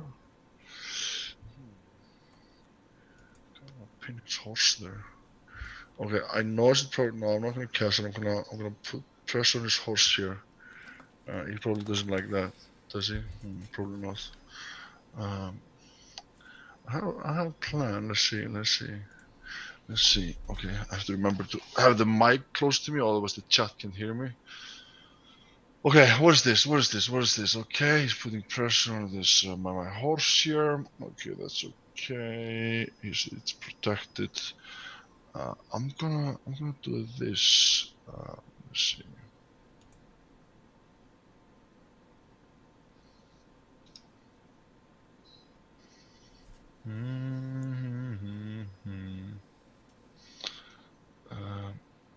Okay. Oh, that's okay. Gonna do this. Let's see what's going on.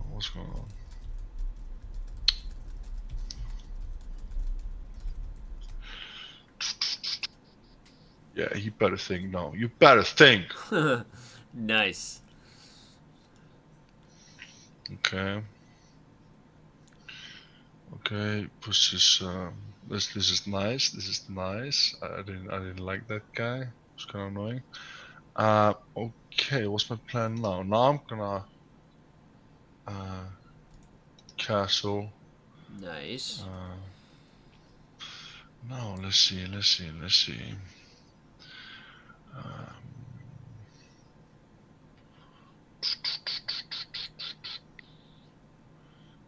good. I'm feeling good. Feeling good so far.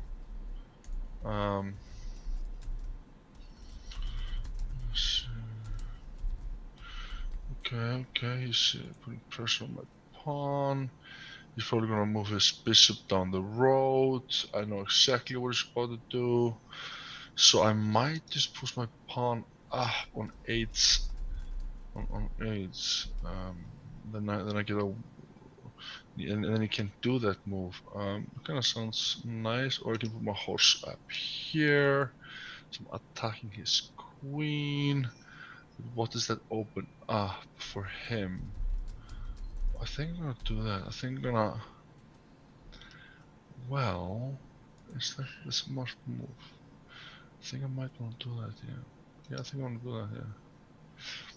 Now I'm taking away a bit of pressure because I'm attacking his queen. His queen is attacking my pawn. He's putting a pressure from his bishop. He's trying to be a tough guy. Let's see what's happening now. Let's see.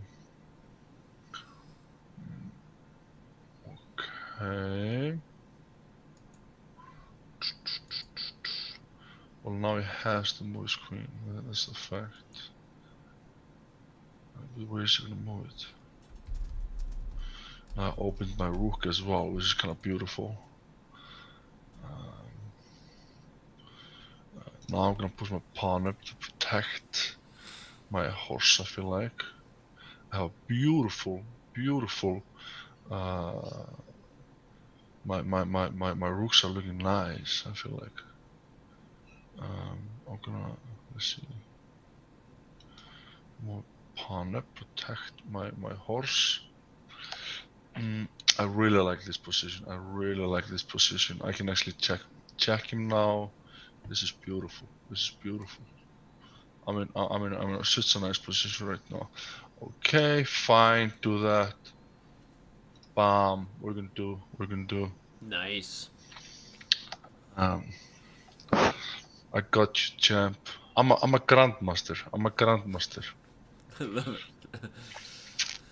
We all learn to say Okay. Grandmaster with a Russian accent, no matter what. Yes, yes. He doesn't realize like who he's going He against. doesn't. That's the thing, you know. I mean, I'd be fucking terrified if I was him. I'd be terrified to play you too. Okay, this is. Oh, I have a beautiful move now. I'm pinning his. I'm actually pinning his bishop. Next move. If he doesn't see it, I'm taking his rook. Oh, this is beautiful. I'm actually like just. Oh fuck! He took it. Why do that? Well, that's okay. I'm gonna take Man. back with You my guys are going to bishop. start getting low on time here. Okay. Took back.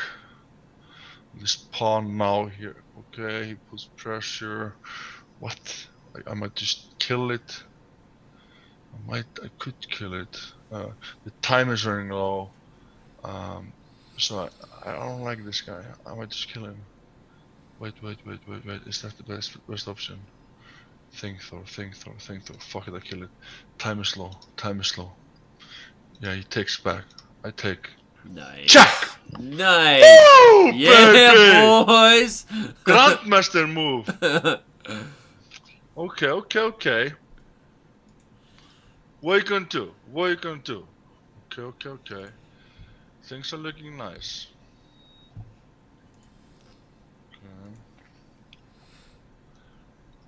Okay, I can go here. Wait, he's attacking my queen. I'm over, so I'm just gonna take. I'm just gonna trade. Like I'm all in. The time is going. I'm just gonna trade. I'm winning this guy. I'm gonna trade. What are you gonna do? Bam. Love I'm it. gonna trade you. Fuck, he's gonna take my pawn. That's okay. Check. I'm gonna take a bishop. Bam. What are you gonna do? Bam. Crushing it. Okay. What's going on? What are you gonna do? He's nervous. I won. Bam. Dude, you crushed it. Okay. Yep. That was awesome. That was a great game. Thank you, man. Appreciate it. I did 3 blunders though. That's hey, that's all right. That happens. Yeah. Are you already running your game report? Well, let's do it. We can do it later. Let me back up and just like quickly run through it with you. Yeah. So I'm opening up a live analysis board. I'm gonna invite you to it. Yep.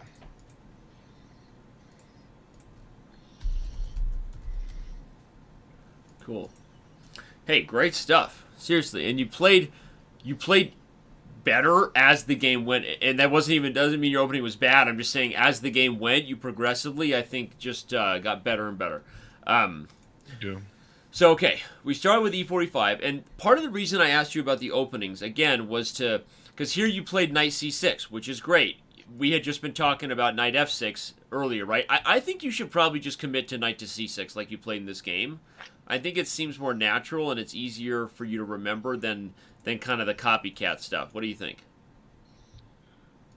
Yeah, I like it as well. C6. Okay. I think is a better move. Okay. I do like it. Okay, so you played very well. Knight F6. Now this line with D4 is something I think you could face in Pogchamps. Some of my chat was telling me that you may face a London. That apparently some of the coaches are facing a London. So I will make sure in our next lesson we go over the London. Okay, so I've already made a note of that. But regardless of that, I think there's a chance you could face this opening, and D6 is a totally reasonable way to just defend the center and not have any problems. I also wanted to show you that you can also take this pawn as long as you remember one key thing, which is that if they play E5 to attack your knight, that's kind of the whole idea of this gambit. It's actually called the Max Lang or the Scotch Gambit. If you take and they play E5, you have to remember the one key trick is don't panic about the knight. You have to meet this move with an attacking move yourself, which is this move.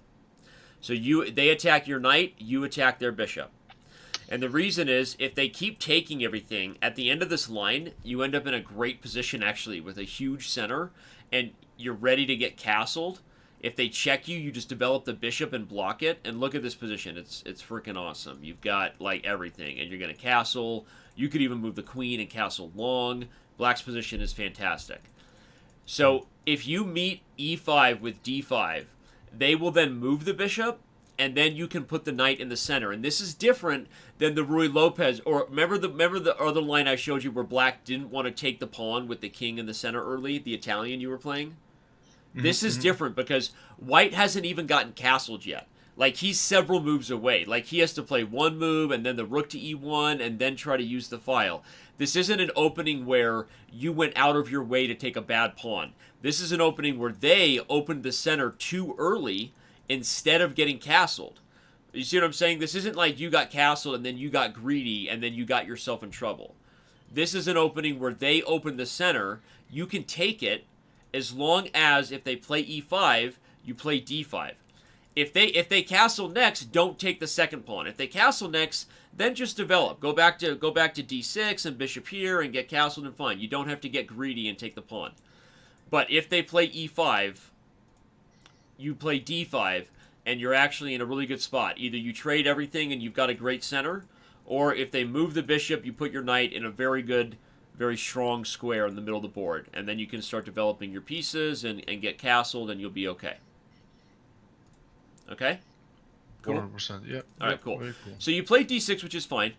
And the main thing is, like, if they trade, the reason the other line I showed you with taking the pawn might be a little better than this is because if they wanted to, they could have traded queens, and now you kind of have a bad spot. You would have had to lose a pawn. Either take with the knight and lose this guy, which would be good for them, or you would have had to take with the king and lose this guy. So you didn't necessarily get punished for d6 because after they took, for whatever reason, they didn't trade queens. They played knight bd2. But that would have been the move. If you're wondering why am I going out of my way to tell you not to play d6 next time, that's why. Because they didn't actually punish you properly, which would have been to trade queens, and then you would have had that problem. All right. Cool? All right, so but after that little opening snafu, and next time you can take, and you'll remember to play d5, and all's going to be well. But after that, when they played knight bd2, you played really well from here on out. Bishop c5, great move, and end up paying off. Last really important tip. Knight to g5 was played, and did you see that you could have also defended the pawn by castling? Did you see that? Yeah, I saw that, yeah. Okay, and why didn't you go for that instead of playing bishop e6? Were you worried about him taking and getting your rook, basically? Like, Yeah, like that was... Yeah. like Yeah. So, I really wanted to address this. This is really good because this is actually a very common thing that players get afraid of because we value our rooks so high because of their point value.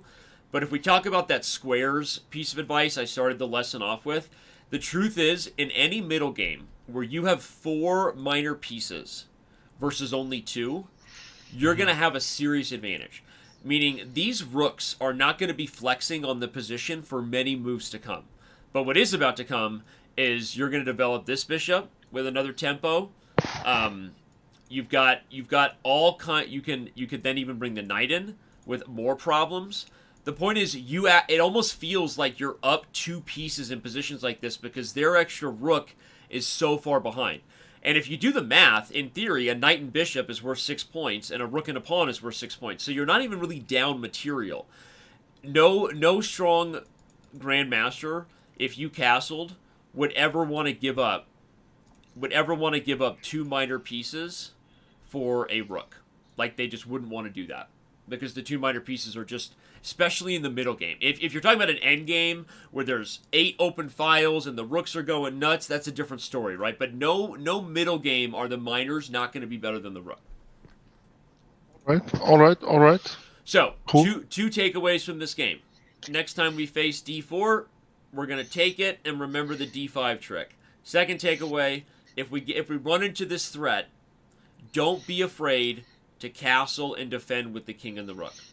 So those are literally like my only 2 takeaways for you for this game. Like after this, I mean, look at everything you played. You brought the queen in. You brought the rook in.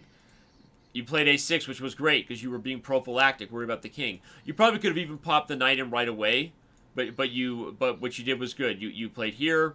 You attack his bishop. Now you got castled because that bishop was gone. You're in a great spot here. Now you open the f file.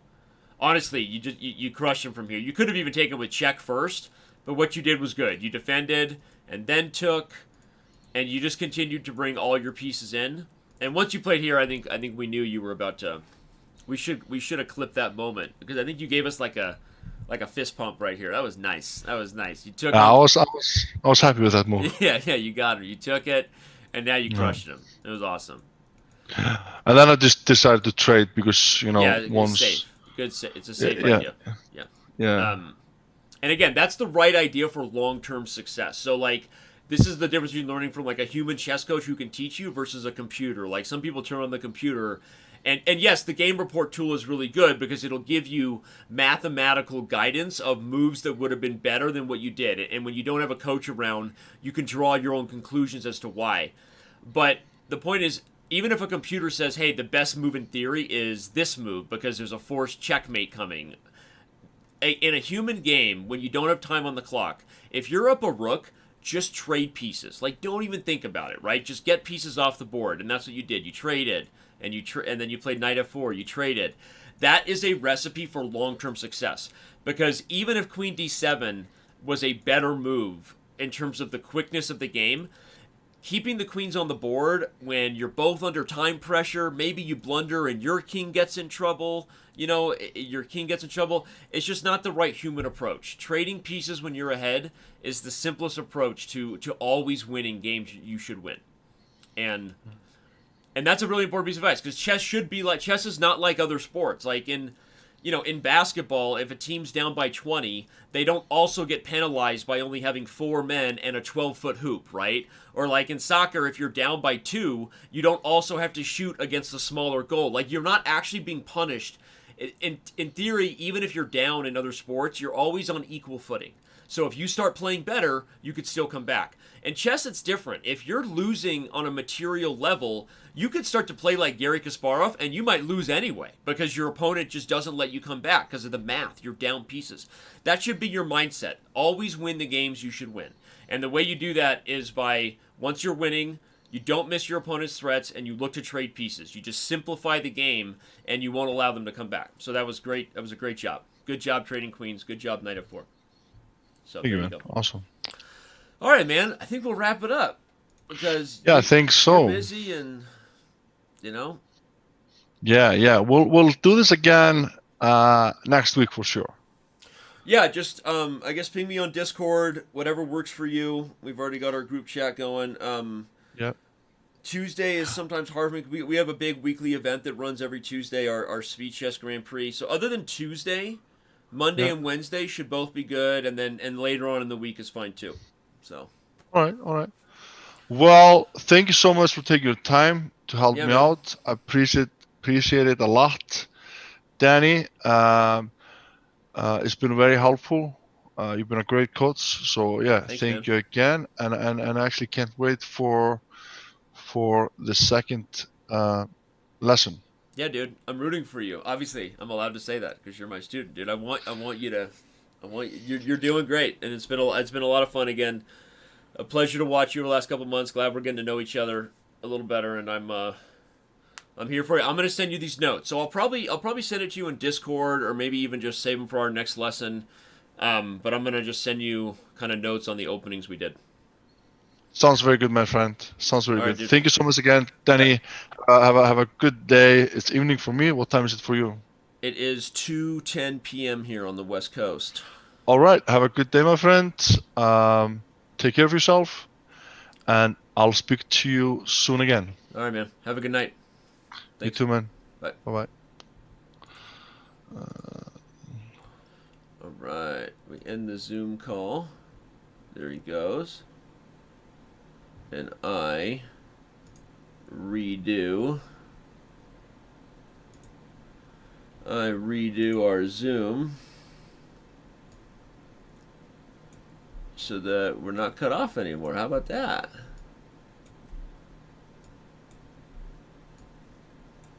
Yay, look how big I am. I'm huge. I'm freaking huge, man. What is going on here? There we go. We fixed it. We'll move our event list back up. Just continue the stream for a minute while he's gone. Still got 1,200 of you with us here. Hafthor is signing off over on his stream. I can see that. And we're all good. So, you guys have a good time? Those in chat here? Those 1,200 of you that are still with us? A lot of you guys stuck around. So I appreciate that. And Hafthor's awesome. Yeah. And he's super polite, too. I feel like he's going out of his way to just be like, thank you, you were great. I'm just like, yeah, man, I'm so excited. This is so much fun. I didn't quite bait him into talking like CrossFit or bodybuilding like I wanted to. I know that some of you guys are disappointed in me because I actually stayed focused and delivered some good chess lessons, you know.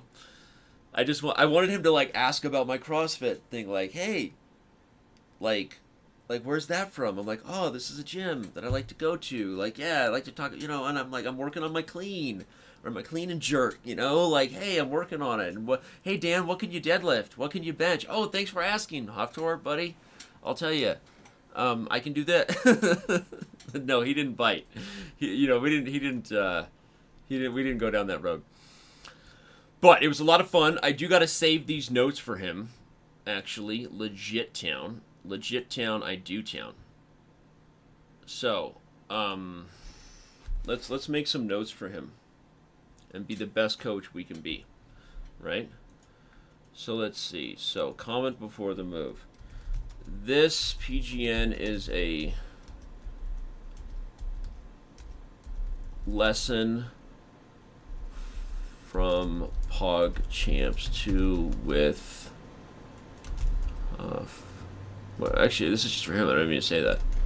This PGN is for your opening repertoire as white, highlighting important variations and ideas to remember about the Italian and Giuoco piano, right? So E4, E5. For this one, I should say, this is the Sicilian. It's likely the most common approach you'll get after the move 1, E5 at this level. The key thing is the line I show you.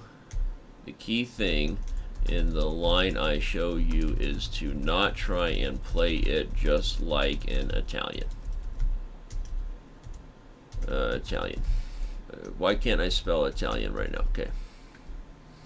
Knight f3, knight c6, c3. You can also play d4, which is the open Sicilian. So just have them remember that. I'm not making it perfect because it really c3. Bishop to c4 is not as good here. Is not as good as the Italian with one e5 here because e6, d5, and we'll end it right there. Wait, how do I? Oh, you can't just, okay, so you have to delete one move at a time. Delete move, delete move. We need to have a way that just deletes the variation. And black has a good center, and your bishop is being chased. This is cool. I haven't used our analysis tool in a while. This isn't that bad. Okay, so knight f6, e5, and d4, followed by developing your bishop to, to c4, d3, etc., and getting castled. Okay, good stuff. You guys think he'll appreciate this? I think so.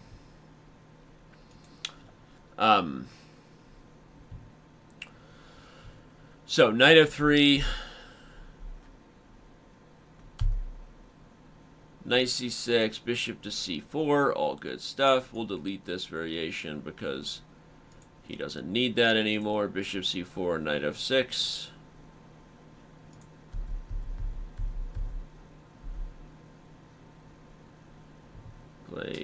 We'll just tell him to play rook e1. And then the common Italian idea I showed you. Okay. Here we wouldn't want to play. Here you wouldn't want to play c3 because of knight takes e4, where black has successfully stolen a center pawn. Yeah, this is for Hafthor. I'm making notes. I'm being a good coach. It's hard to be a good coach these days for most people in the world. You gotta put in the extra effort. I'm saving this for him so that he can actually get better and build his opening repertoire from this. That's why we're going out of our way to make these notes. So that's the main thing. So now we're back to this. We're going to promote this variation. Bishop e7 castles. Yeah, this whole line.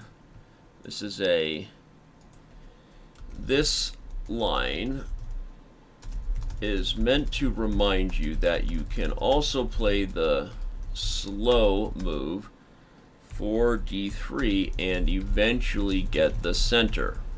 The main idea is to not get impatient and never forget your plan of pawns to c3 and d4, even if it takes an extra move or two. That's what we went over in the lesson.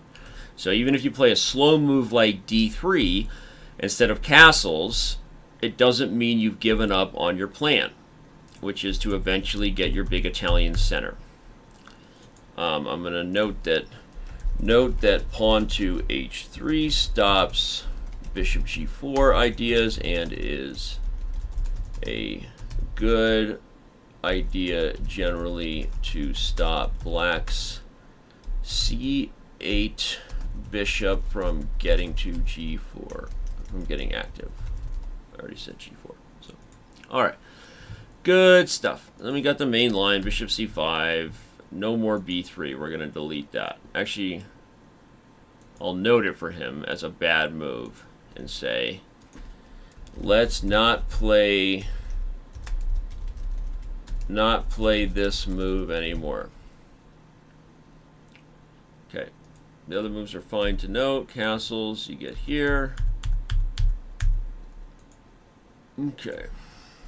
And white has a great position for the middle game. My chat is so active. What's going on? You guys were talking about other streams. We got other people streaming. Hafu is proving to be kind of a favorite in the event because she's working so damn hard. She's awesome. She's just getting better and better.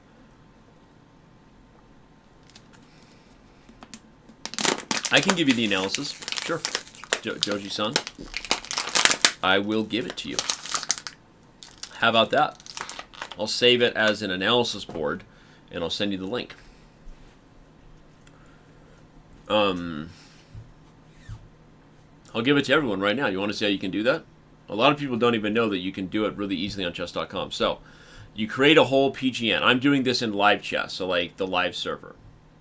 But if you grab a PGN, any PGN, so I click on that little bubble. You see that little bubble above my head right here? You click share, grab a PGN. But actually, look at this. If I give you this link, and you come here, can't you guys go to live chess and open that exact board? Try it. And if you do, can't you click the little share button or download button yourself? So you can literally share, you can download the PGN analysis just right there. I just gave it to you. Did that work?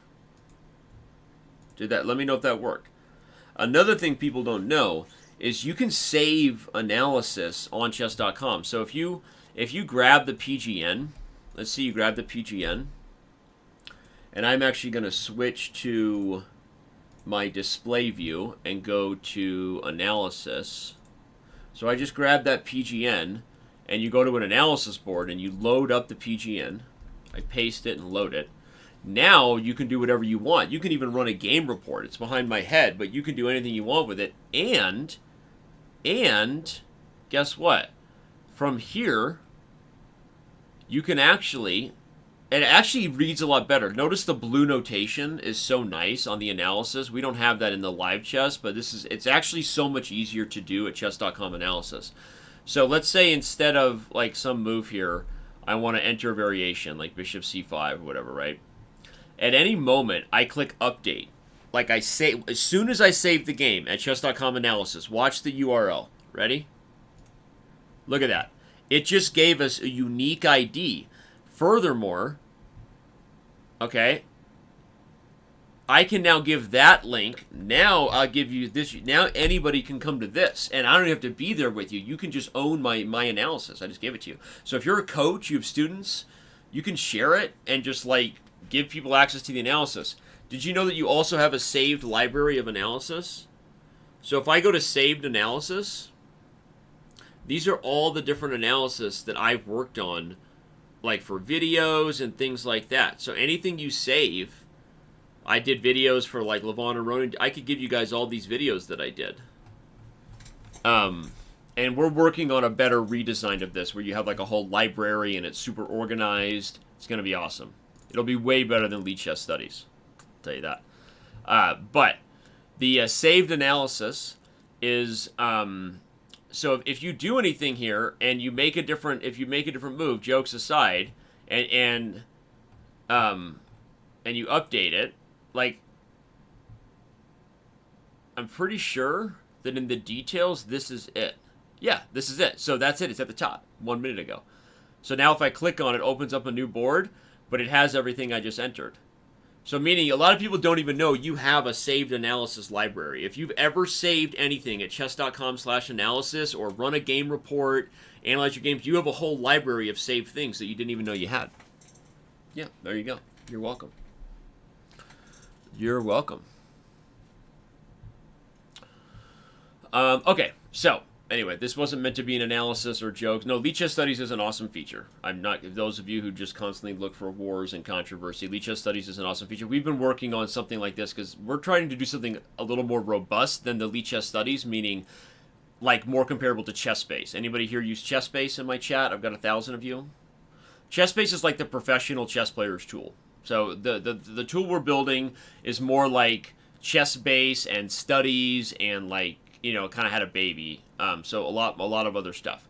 But that's, so it's going to be a little bit more like organized. Like you have your database and your files, and you can create collections of games. You can add my games to favorites, like you would in like a chess-based thing. It's going to be a little different. So, anyway, so there you go. But all right, so we've saved one analysis session for him, right? I saved it. In fact, I should actually go into the saved analysis and rename it. Look at this. You can edit it. You go in, you can edit the title. This is Hafthor openings as white. So I just saved that in my library. So now I can go back and let's do his black openings. Okay. So this is as black. In fact, it's gonna probably be easier if I just go do it in my analysis, like right now. I'll just go over there, make a new analysis board. New analysis, load the PGN, load. It's a little bit easier over here than in the live chess server. I'll share you guys the link, don't you worry. So, comment before. This is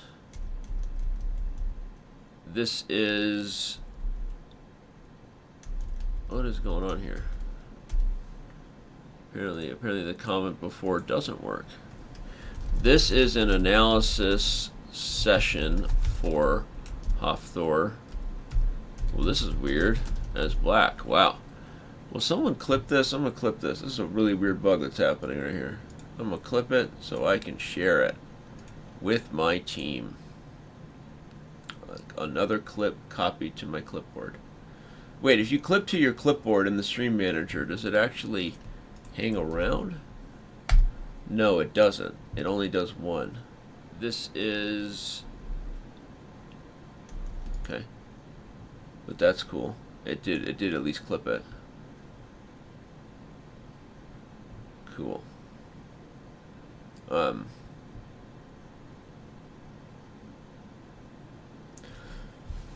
Yes, it does. It changes for everyone. Yep. Oh no. If you take my analysis tab and update it, it doesn't change my locally saved version. But if you give me a new link, I can see all the updates you made.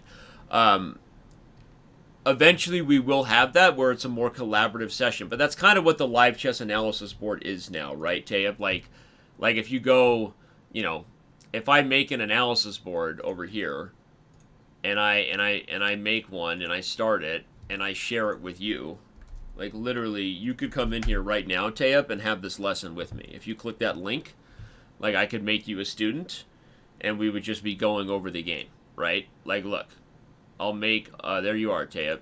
I don't mean to click your name. I'm gonna make Tayeb a student, and now he can move the pieces too. Go ahead, Tayeb. Now he can do things like I can do things on the board. Make him move his black. Go ahead, man. There you go. He's a Sicilian player, apparently. So what you're talking about, Tayeb, is more of like a group, like a lesson. We already have that. And everything we do here will get saved in a PGN. And you can save it and then share it. And in theory, you could do a lesson, grab the PGN, go save it to your library and analysis board. So we already have like all those features. And again, that's not a defense thing. That's like people just like... Chess.com's interface is so huge and so disjointed, and sometimes that's where we've gotten a lot of criticism. Like, we had the Lead Chess Studies feature, like, literally 10 years ago. It was just different.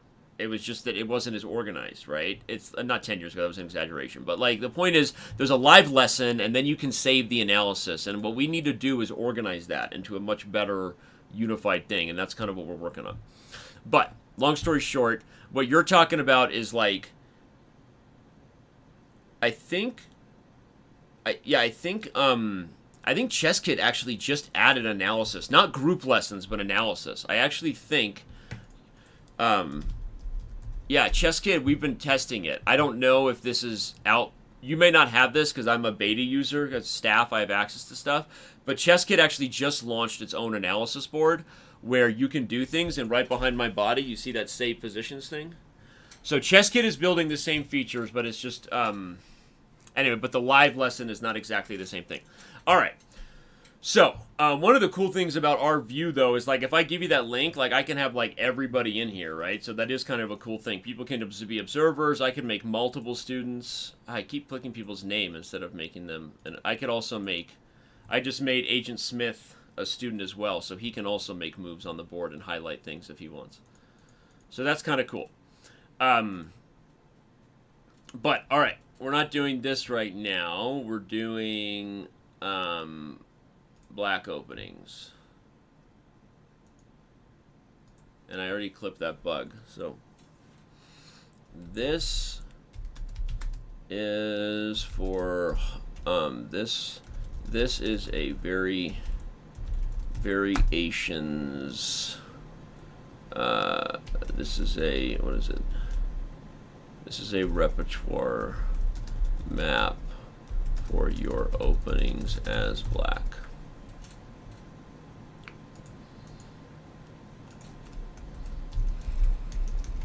Against 1d4. The plan is to play 1d5 and a Slav defense. It's weird that I'm typing like off center because I'm on stream here, so I'm like all messed up. C4, C6. Okay, this is great. This is the Slav and is a solid system for black. So really knight of 3 should be the main one, not c65.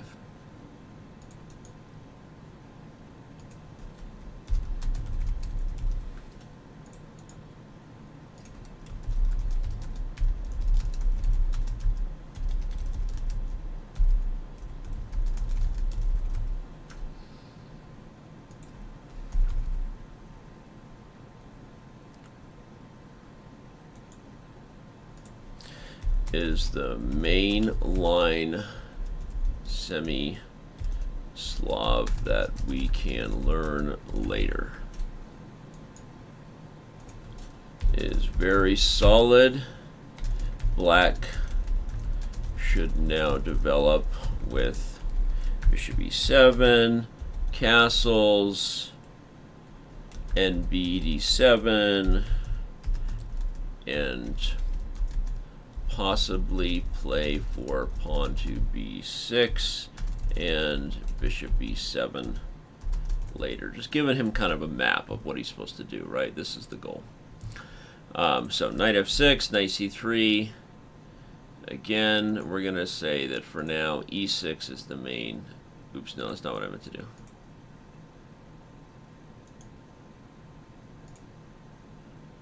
We're going to say is this is the main line. This is not a horrible move, but we're going to say, you know, remember that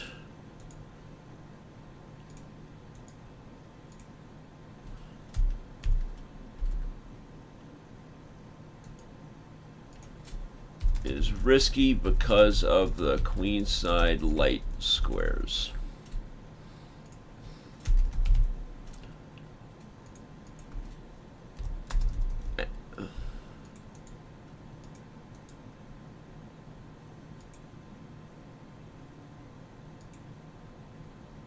Oops, I messed that up.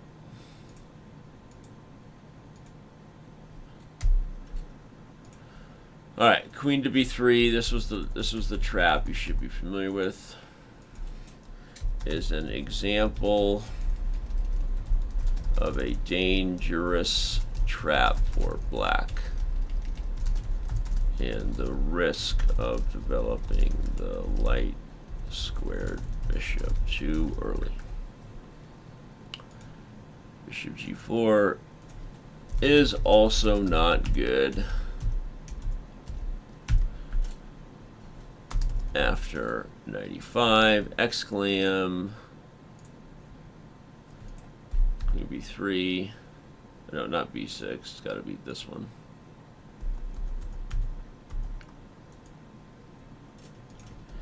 And white is winning with bishop b5 check, and the attack against the king. This is a very common trap. I bet a lot of people didn't know it, but it's actually really important to be aware of.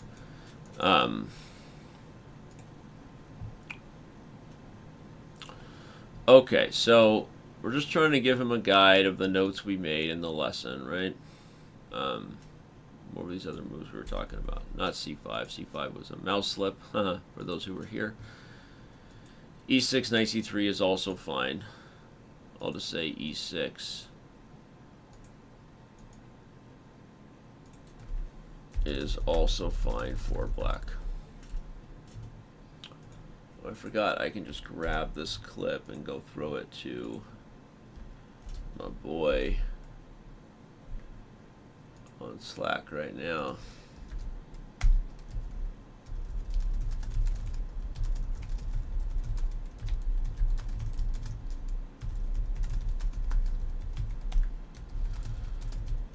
But showing people the saved analysis tool is fun.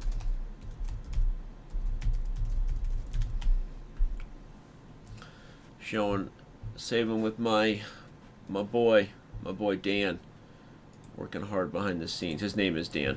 That's not me referring to myself in an awkward third-person manner. That's my boy. His name is actually Dan. He's our lead developer on analysis.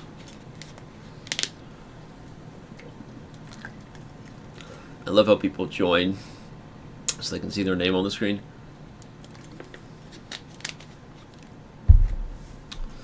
Let's see. We'll go away with this and go with that view. Look at that. Bigger board, darker view.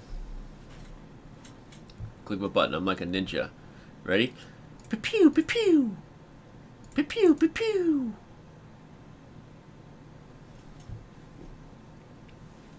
Mountain still hasn't logged off of live chess. What's he doing? Is he still streaming? I don't think so. No, he's offline.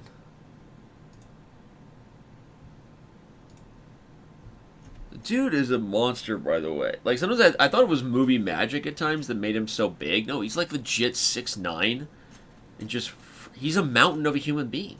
Like, just ridiculous, crazy. Okay.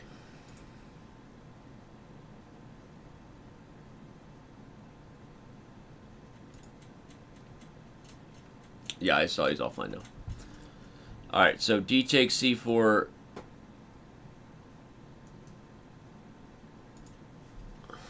Allows E4,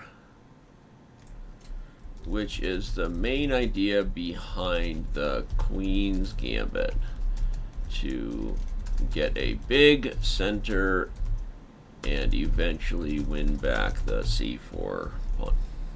Yeah. Knight f6 is not good.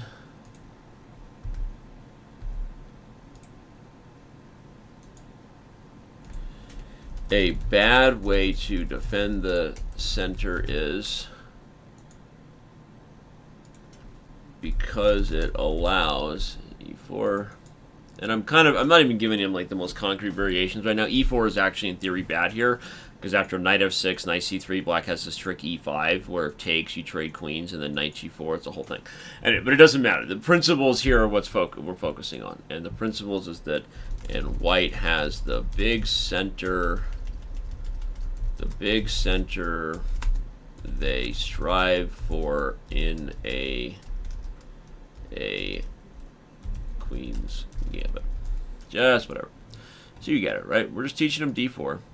Now we need to teach him e4, e5. So we've committed that, in fact, a lot of this stuff ended up being a waste. We got to redo this because we don't really, he doesn't want to do this. He wants to play this, as we saw in the game that revealed his instincts, right? So I'm not going to focus so much on that analysis. I'm going to leave it at that. Then I'm going to grab the PGN. I'm going to go save it over here at the chess.com analysis board. I'm going to get a new analysis session, load the PGN and put it in, and then we're going to, we'll go here and we'll say, you know, a dubious, look at that bug it keeps doing. It keeps doubling the things. I got to clip that again. When you type a comment before the move, it does that.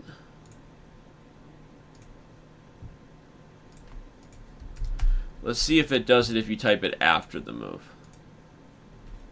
A dubious...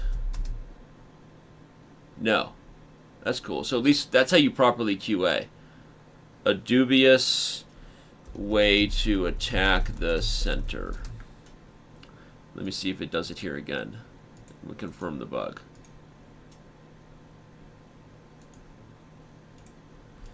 Yep, look at that. So it's doubling comments before a move, not after. I gotta clip that. Solved it. That's how you QA, boys and girls. There you go.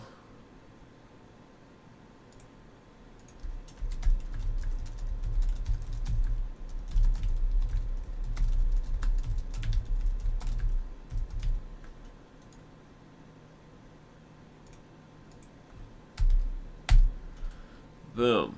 Boom. Alright, so we will stop doing that. We will delete comment before. We won't do it right now while we're doing the stream. But hope you guys appreciate that. I didn't fix it. I solved the bug. You QA'd it properly, right? Developers hate when you just say it's wrong, fix it, right? The more specific action you give them, the easier it is for them to fix faster. So, knight f6. Here, bishop f5 is good, and I should probably note that for him. Note that here, bishop f5 is fine because there is no pawn on c4 or queen b3 tricks. Okay, so we've done that. We update it. Now we go to our saved analysis and we rename this one. You click Edit Title and you say this is Hafthor Openings as Black. Cool, cool, cool, cool, cool, cool, cool, cool, cool. That means we're coming to a stop. Right? If I was revving the engine, it'd be like cool, cool, cool, cool, cool, cool, cool, cool, cool, cool, cool, cool, cool, cool, cool, cool, cool. But instead I'm going cool, cool, cool, cool, cool, cool, cool, cool, cool, cool, cool, cool, cool, cool, cool, cool, cool. The stream is coming to an end. I know what you're thinking. That's pretty cool, Dan. I just invented that right there. Duh. Okay, well, we had very good ideas here. We thought our guy, his name is Hafthor. Okay, very nice. Hello, it is I.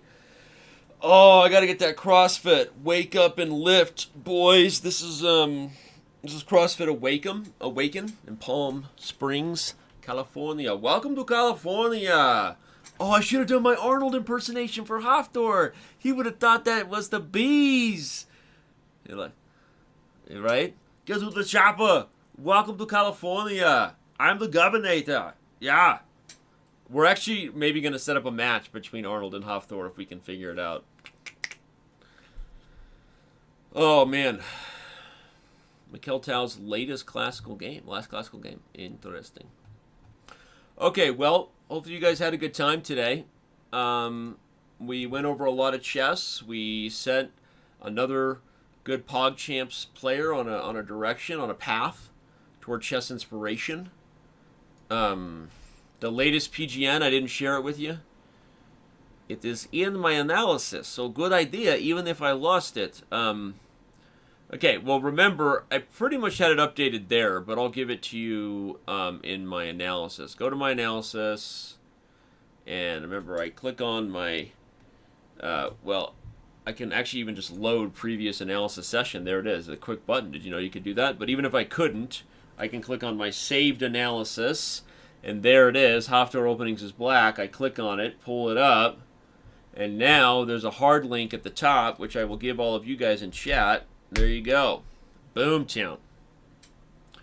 You are welcome, boys and girls. That voice, it wasn't real voice acting. I was just doing what I was told, but I appreciate it. I enjoyed it. Well, 828 of you are still here. That might be the most viewership I've ever held organically on my own channel since I haven't really had any kind of embed boost in a long time. What should we do? Who should we raid? Who should we raid? What do you guys think? Pulling up Twitch. If we go to twitch.tv/, just go to my own twitch.tv/Daniel Rensch. Who is streaming? So many different people streaming right now. Yeah, I think we should raid the bras. What do you guys think? Katakomsky is streaming. Katakomsky. He's a legend.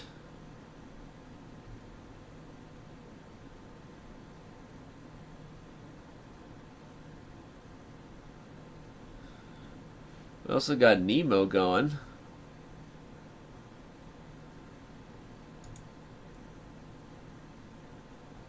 Got hashtag chess. Nemo's not streaming chess.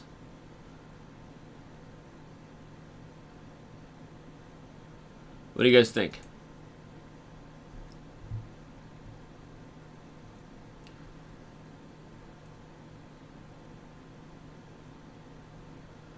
What if we rate a smaller channel? Will you guys give them a follow?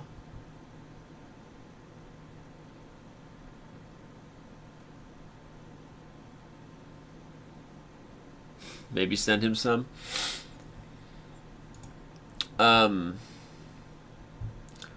What if we rate a smaller channel? Isn't oh, Nepo is training Hearthstone. I mean, training Hafu. Oh, Hafu isn't even streaming right now.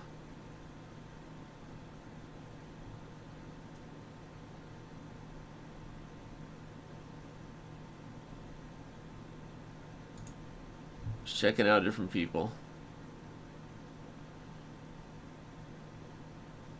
I think we should raid the bras.